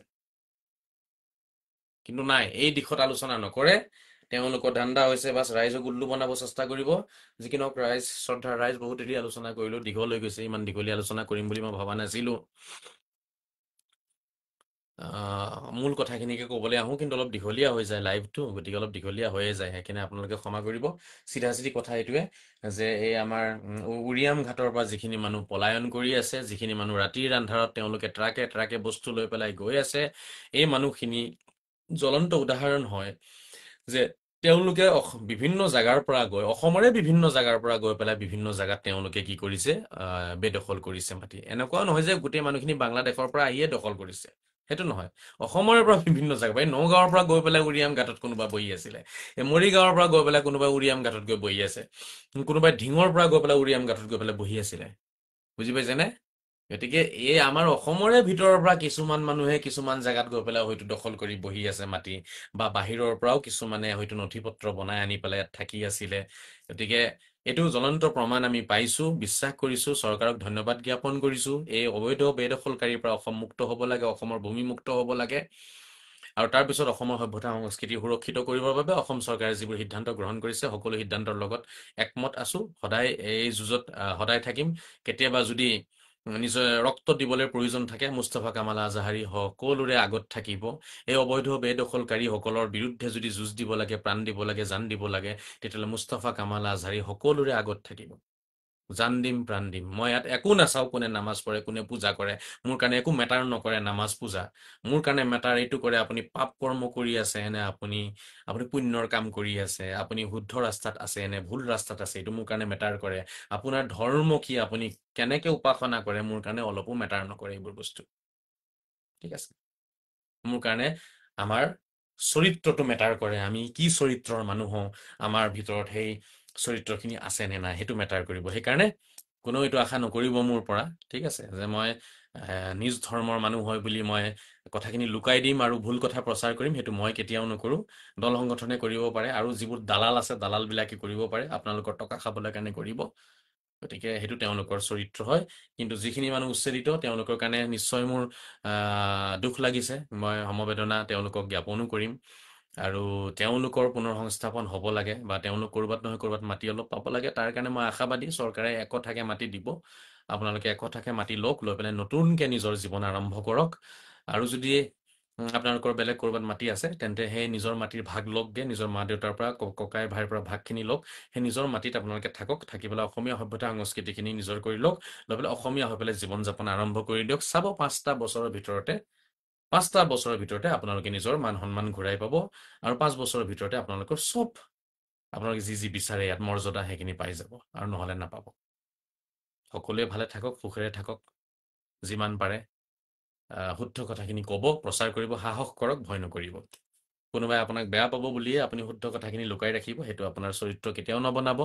কোনোবাই ভাল পাওক বেয়া পাওক মই সঁচা কথাখিনি ক'ম এইটোৱে হৈছে প্ৰকৃত মানুহৰ গুণ এয়াই হৈছে শিক্ষিত মানুহৰ গুণ এয়াই আধ্যাত্মিক গুণ হয় মানুহৰ আধ্যাত্মিক দিশত সকলোৱে আগবাঢ়ক আধ্যাত্মিক দিশত গুৰু ৰাখক নিজৰ এজন গুৰু ৰাখিব গুৰু সেই আপোনাৰ একেবাৰে গুৰুৰ দৰে হ'ব লাগিব যি টি গুৰুক গুৰু নবনাব ঠিক আছে আজি গৰুৱে গুৰু হৈ গৈছে গতিকে গৰু আৰু গুৰুৰ মাজত বেছি পাৰ্থক্য আজিৰ তাৰিখত নাই গৰু আৰু গুৰু শব্দকেইটা কোৱাটো অলপ ইফাল সিফাল দেখিছে নাই গৰু আৰু গুৰু গতিকে প্ৰকৃত গুৰু বিচাৰিব যেনেকে অৰ্জুনে নিজৰ গুৰু বুলি শ্ৰীকৃষ্ণক মানি লৈছিলে ভগৱান শ্ৰীকৃষ্ণক তেওঁ সন্মুখত ৰাখি মহাভাৰতৰ যুদ্ধ কৰিছিলে ঠিক আছে গুৰু তেনেকুৱা হ'ব লাগিব হজৰত মহম্মদৰ দৰে গুৰু ঠিক আছে আমাৰ শ্ৰীমন্ত শংকৰদেৱৰ দৰে আজান পীৰৰ দৰে গুৰু বিচাৰক আজান পীৰৰ দৰে শংকৰদেৱৰ দৰে গুৰু বিচাৰক তেনেকুৱা গুৰু কৰবাত নহয় কৰবাত পাব সেই গুৰুৰ চৰণত থাকক চাব সব আপোনাৰ ঠিক হৈ যাব যিবোৰ হীৰ আপোনাৰ বেকা তেৰা হৈ আছে ডক্টৰে ভাল কৰিব নোৱাৰে এইবোৰ হীৰ মানুহৰ কিছুমান দিমাগৰ হীৰ বেকা হৈ থাকে সেই যিবোৰৰ দিমাগৰ হীৰ বেকা হৈ থাকে নহয় সেই বেকা হীৰবোৰ গুৰুৱে ঠিক কৰিব পাৰে মানে গুৰুদেৱ আধ্যাত্মিক গুৰুদেৱ লাগিব হজৰত মহম্মদৰ দৰে অৱতাৰী শক্তি থকা গুৰু লাগিব শ্ৰীকৃষ্ণৰ চৰণত থকা শ্ৰীকৃষ্ণৰ আশীৰ্বাদ পোৱা তেনেকুৱা গুৰু হ'ব লাগিব শ্ৰীৰামৰ আশীৰ্বাদ পোৱা গুৰু হ'ব লাগিব তেতিয়া চাব আপোনাৰ জীৱন ধন্য হ'ব গুৰু নাথাকিলে যাৰ গুৰু নাই তাৰ গুৰু শয়তান এইটো কয় মানুহে যাৰ গুৰু নাই তাৰ গুৰু বোলে শয়তান কথাটো মিছাও নহয় ঠিক আছে এক প্ৰকাৰৰ সঁচা যেনেই লাগে কাৰণ গুৰু থাকিব লাগিব গুৰুৱে আপোনাক সদায় আপোনাৰ শুদ্ধ ৰাস্তাটো দেখুৱাব আপোনাৰ মন মগজুত যে বেকা হীৰবোৰ আছে এইবোৰ চিধা কৰি দিব যিবোৰ ডক্টৰে মেডিকেল চায়েন্সে চিধা কৰিব নোৱাৰে সেইবোৰ চিধা কৰিব গুৰুৱে মহান গুৰুৱে সেইকাৰণে মই বেংগলী কিছুমান গান গাই থাকো মাজে মাজে মোৰ ভাল লাগে মানে অসমীয়া ভাষাত তেনেকুৱা গুৰু ভজন বহুত কম আছে আমাৰ অসমীয়া লোকগীতবোৰ আছে বাৰু বা ভজন আছে কিন্তু মানে যিখিনি দেখিছো মই গাঁৱত এনেকুৱা অলপ কম আছে আমাৰ লিখিব লাগিব নতুনকে আমি লিখিব চেষ্টা কৰিব লাগিব ময়ো লিখিব চেষ্টা কৰিম অসমীয়াত ভজন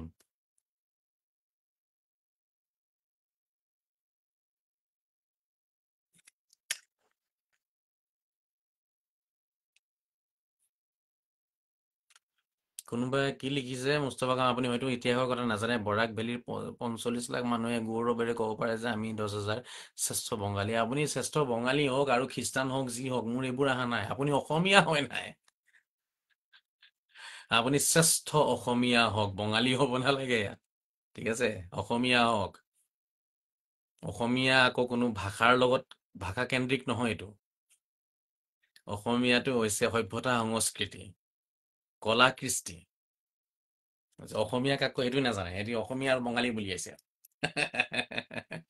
বঙালীও অসমীয়া হয় বুজি পাইছে নাই কিন্তু অসমীয়া এইটো অসমীয়া সভ্যতা সংস্কৃতিটো মানে অসমীয়া বুলি ক'লে এইটো ডেফিনেশ্যনটো বুজি নাপায় নেকি আপোনালোকে অসমীয়া বুলি ক'লে অকল অসমীয়া ভাষা কোৱা সকলে নহয় অসমীয়া সভ্যতা সংস্কৃতিৰ যিসকল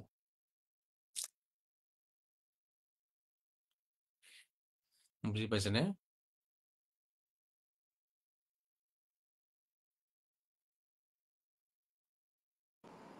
অসমীয়া সভ্যতা সংস্কৃতিটো বেলেগ বস্তু হয় তাতে অসমীয়া ভাষাও জড়িত হৈ আছে ঠিক আছে তো আমি অসমীয়া সভ্যতা সংস্কৃতি কলা কৃষ্টি সেইখিনিৰ ওপৰত আমি কি কৰিব লাগে লক্ষ্য ৰাখিব লাগে ঠিক আছে ইনামুল হুছেইন দাদা কিপ ইট আপ চেলিউট ধন্যবাদ মই আছো সদায় আপোনালোকে থাকক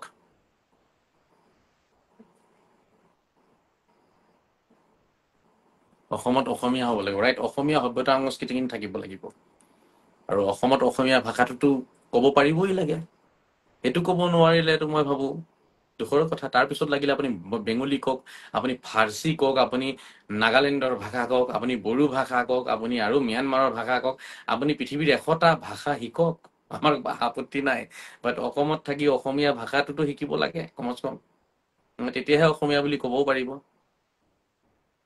এইটো এটা কথা সব পজিটিভলি ল'বচোন পজিটিভলি ল'লে ভাল পাব সব নহ'লে এনেই নেগেটিভলি ল'লে আপোনালোকে মোৰ কথাখিনি একদম জেহেৰ জেহেৰ লাগিব জেহেৰ আজহাৰিয়ে লাইভত আহি জেহেৰ মানে বিষ মোৰ মুখেৰে বিষ ওলাই আছে যেন লাগিব, সাপে যেনেকে বিষ মাৰে তেনেকে আজহাৰীয়ে লাইভত আহি বিষ মাৰে যেন লাগিব, যদিহে আপোনালোকে নেগেটিভলি কথাখিনি ভাবে। আৰু যদি পজিটিভলি লয় নহয়, এনেকুৱা লাগিব যে ইমান মিঠা কথা কৈ আছে আজহাৰীয়ে, কথাখিনি মিঠা মিঠা লাগিব যদি পজিটিভলি লয়, আৰু নেগেটিভলি ললে বিষ বিষ লাগিব। শ্বৰীফুল দাদা, কল কৰিলেও নধৰে কিয়? কিবা ইম্পৰ্টেণ্ট মেছেজ থাকিলে মোক হোৱাটছআপ কৰিব, কিবা বিশেষ বিষয় থাকিলে মই আপোনাক কল বেক কৰিম, আৰু যদি ভাল বেয়াৰ কথা জানিব বিচাৰে কেতিয়াবা সময় উলিয়াই পেলাই কথা পাতিম। অলপ ব্যস্ততা থাকে, গৰম বহুত বেছি, টেনচন থাকে, মাথা কাম নকৰে বেছি, সেইকাৰণে মানে বেছি কল ৰিচিভ নকৰোঁ মই। বহু কল আহে মোৰ ওচৰত, এজনৰ লগত কথা পাতিলে মাথাটো গৰম কৰি দিয়ে, বুজি পাইছেনে? তো এবাৰ মাথা গৰম হৈ গ'লে মাথা ঠাণ্ডা হ'বলৈ কাৰণে 3-4 ঘণ্টামান লাগি যায়, গতিকে বেছি কল ৰিচিভ নকৰোঁ মই। কল ৰিচিভ কৰি পেলাই কথাখিনি যেতিয়া কৈ দিওঁ মোৰো খং উঠে, তেতিয়া সিহঁতি ৰেকৰ্ডিং কৰে, ৰেকৰ্ডিং কৰি সেইবোৰ বজাই ফুৰে। আমি অসমীয়া ভাষাই নিশিকিলোঁ আজিলৈকে। একদম ঠিক কথা কৈছে জামাল আলী, আমি অসমীয়া ভাষাই ক'ব নোৱাৰিলোঁ, আমাৰ প্ৰনাউন্সিয়েশ্যন শুদ্ধ নহ'ল আজিলৈকে। তো আমাক উচ্ছেদ নকৰিলে কাক কৰিব? হ্যাঁ, আমার আগো বেঙ্গলি প্রনাউন্সিয়েশন একদম শুদ্ধ, সেই কথা বলতে পারি বেঙ্গলি ভাষাতে আমরা, তাই না? আমরা সেই শুদ্ধ করে বলতে পারি, কিন্তু আমরা আসামিজ ভাষাটা শুদ্ধ করে বলতে পারি না, বলার চেষ্টা করলাম না কোনোদিনও, সেটা আমাদের জন্য প্রয়োজন ছিল না, তাই আমরা চেষ্টা করলাম না।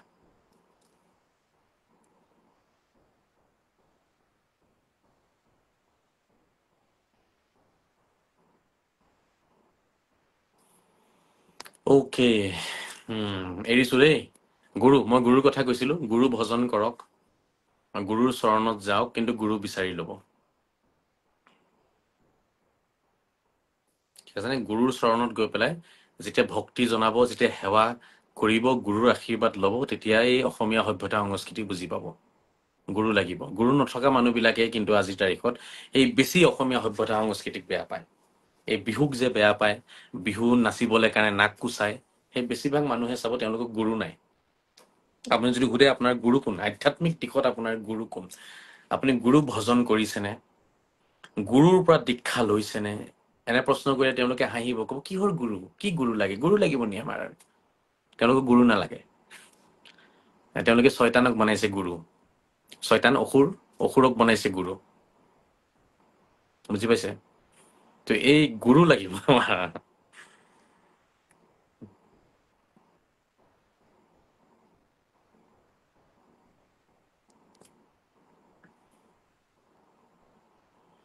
বনপুরে যাই সবাইরে দেখে, 12টা বজাত যাম, মাত্র 4 মিনিট।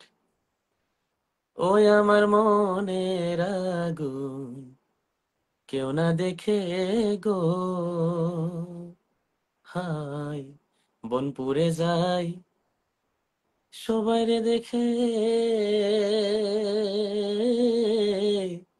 ওই আমার মনের আগুন কেউ না দেখে গো।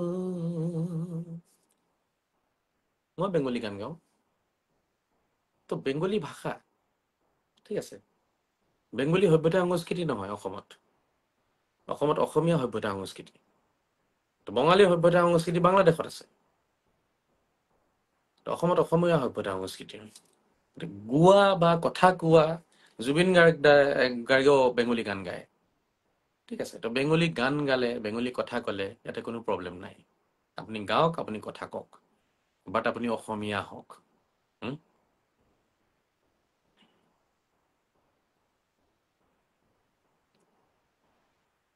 কোনোবাই লিখিছে যে আমি অসমীয়া, আমি আন জাতি জনগোষ্ঠীৰ মানুহক সন্মান কৰিব জানো। সন্মান নহয় বাবা, বিশ্বাস কৰা। তোমাক সন্মান কৰিব কোনে কৈছে? বিশ্বাস কৰা না, বিশ্বাস। আমি আন জাতি ধৰ্মক বিশ্বাস কৰো, এইটো কোৱা, এইটো কোৱা, তেতিয়া মই মানিম।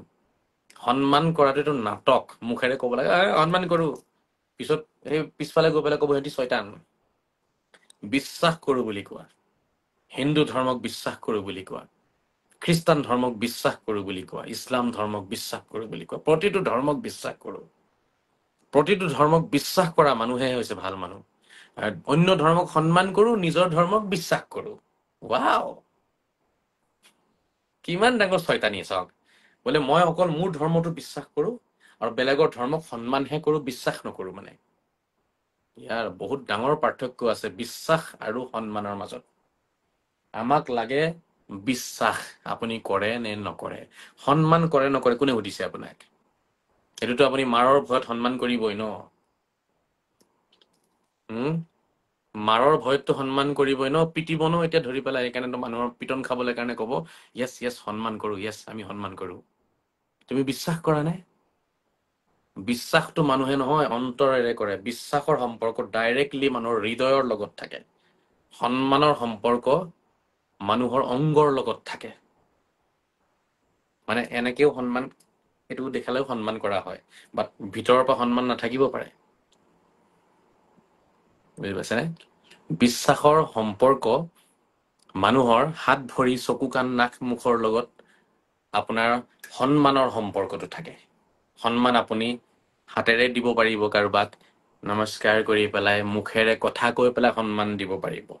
বাট বিশ্বাসটো অন্তৰৰ পৰাহে হয়, তাত ধোকাবাজি নচলে। মুখেৰে আপুনি ক'ব পাৰিব মিছা কথা এটা, বাট বিশ্বাস যেতিয়া কৰিব নহয়, সেইটো হাৰ্ট ৰিলেটেড হয় কৰ্মটো। বিশ্বাসটো অকল অন্তৰৰ পৰাই মানুহে কৰিব পাৰিব। ইয়াৰ বাহিৰে অন্য কোনো জাগা নাই বিশ্বাস কৰিবলৈ। এনেকে কৰিলে বিশ্বাস কৰা নুবুজায়, এনেকে কৰিলে সন্মান কৰা বুজা যায়। মোক কথা বুজিছেনে? এইখিনি কথা মই কেনেকে বুজাম, মই কেতিয়াবা কেতিয়াবা নিজেই ভাবি নাপাওঁ। বিশ্বাস আৰু সন্মানৰ মাজত বহুত পাৰ্থক্য আছে। আমি অন্য ধৰ্মক বিশ্বাস কৰিব লাগে, সন্মান নহয়। সন্মানটো নিজে নিজে আহি যাব, এইটো বিশ্বাসত চব থাকে।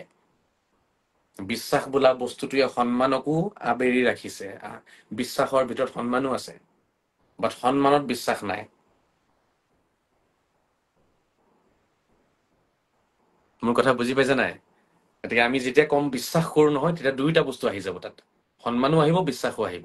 বাট কোনোবাই যদি কয় মই সন্মান কৰো, তেতিয়াহ'লে জানিব ই ঠগবাজি কৰি আছে। সন্মান কৰো বুলি কৈ পেলাই বাছ ফালৰি কাটি আছে, বিশ্বাস নকৰে আমাক।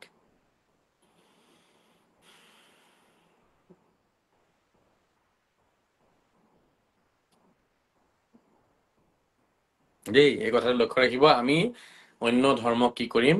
সদায় বিশ্বাস কৰিম। অন্য ধৰ্মক অকল সন্মান আমি নকৰো, আমি বিশ্বাস কৰিম। আৰু একদম সমমৰ্যাদাৰ, যেনেকে ইছলামৰ যিটো বিশ্বাস আছে ইছলামৰ প্ৰতি, চেম বিশ্বাস আমাৰ সনাতনৰ প্ৰতিও থাকিব লাগিব।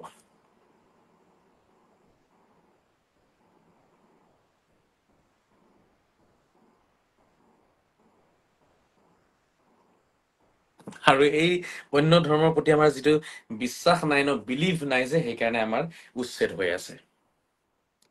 এনেই উচ্ছেদ হোৱা নাই, এইবোৰ কাৰণতে হৈছে আৰু হৈয়ে থাকিব যেতিয়ালৈকে আমি অন্য ধৰ্মক বিশ্বাস নকৰিম।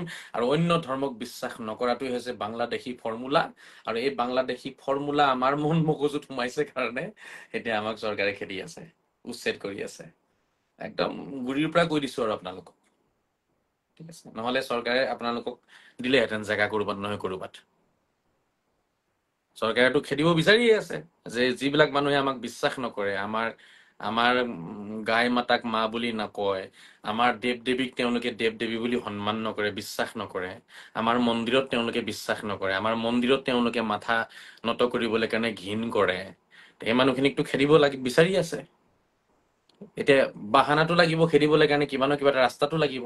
এতিয়া এই মাজতে ক'তবা অবৈধ বেদখলকাৰী 2-4জন পাইছে, এনেক উঠাই দিছে।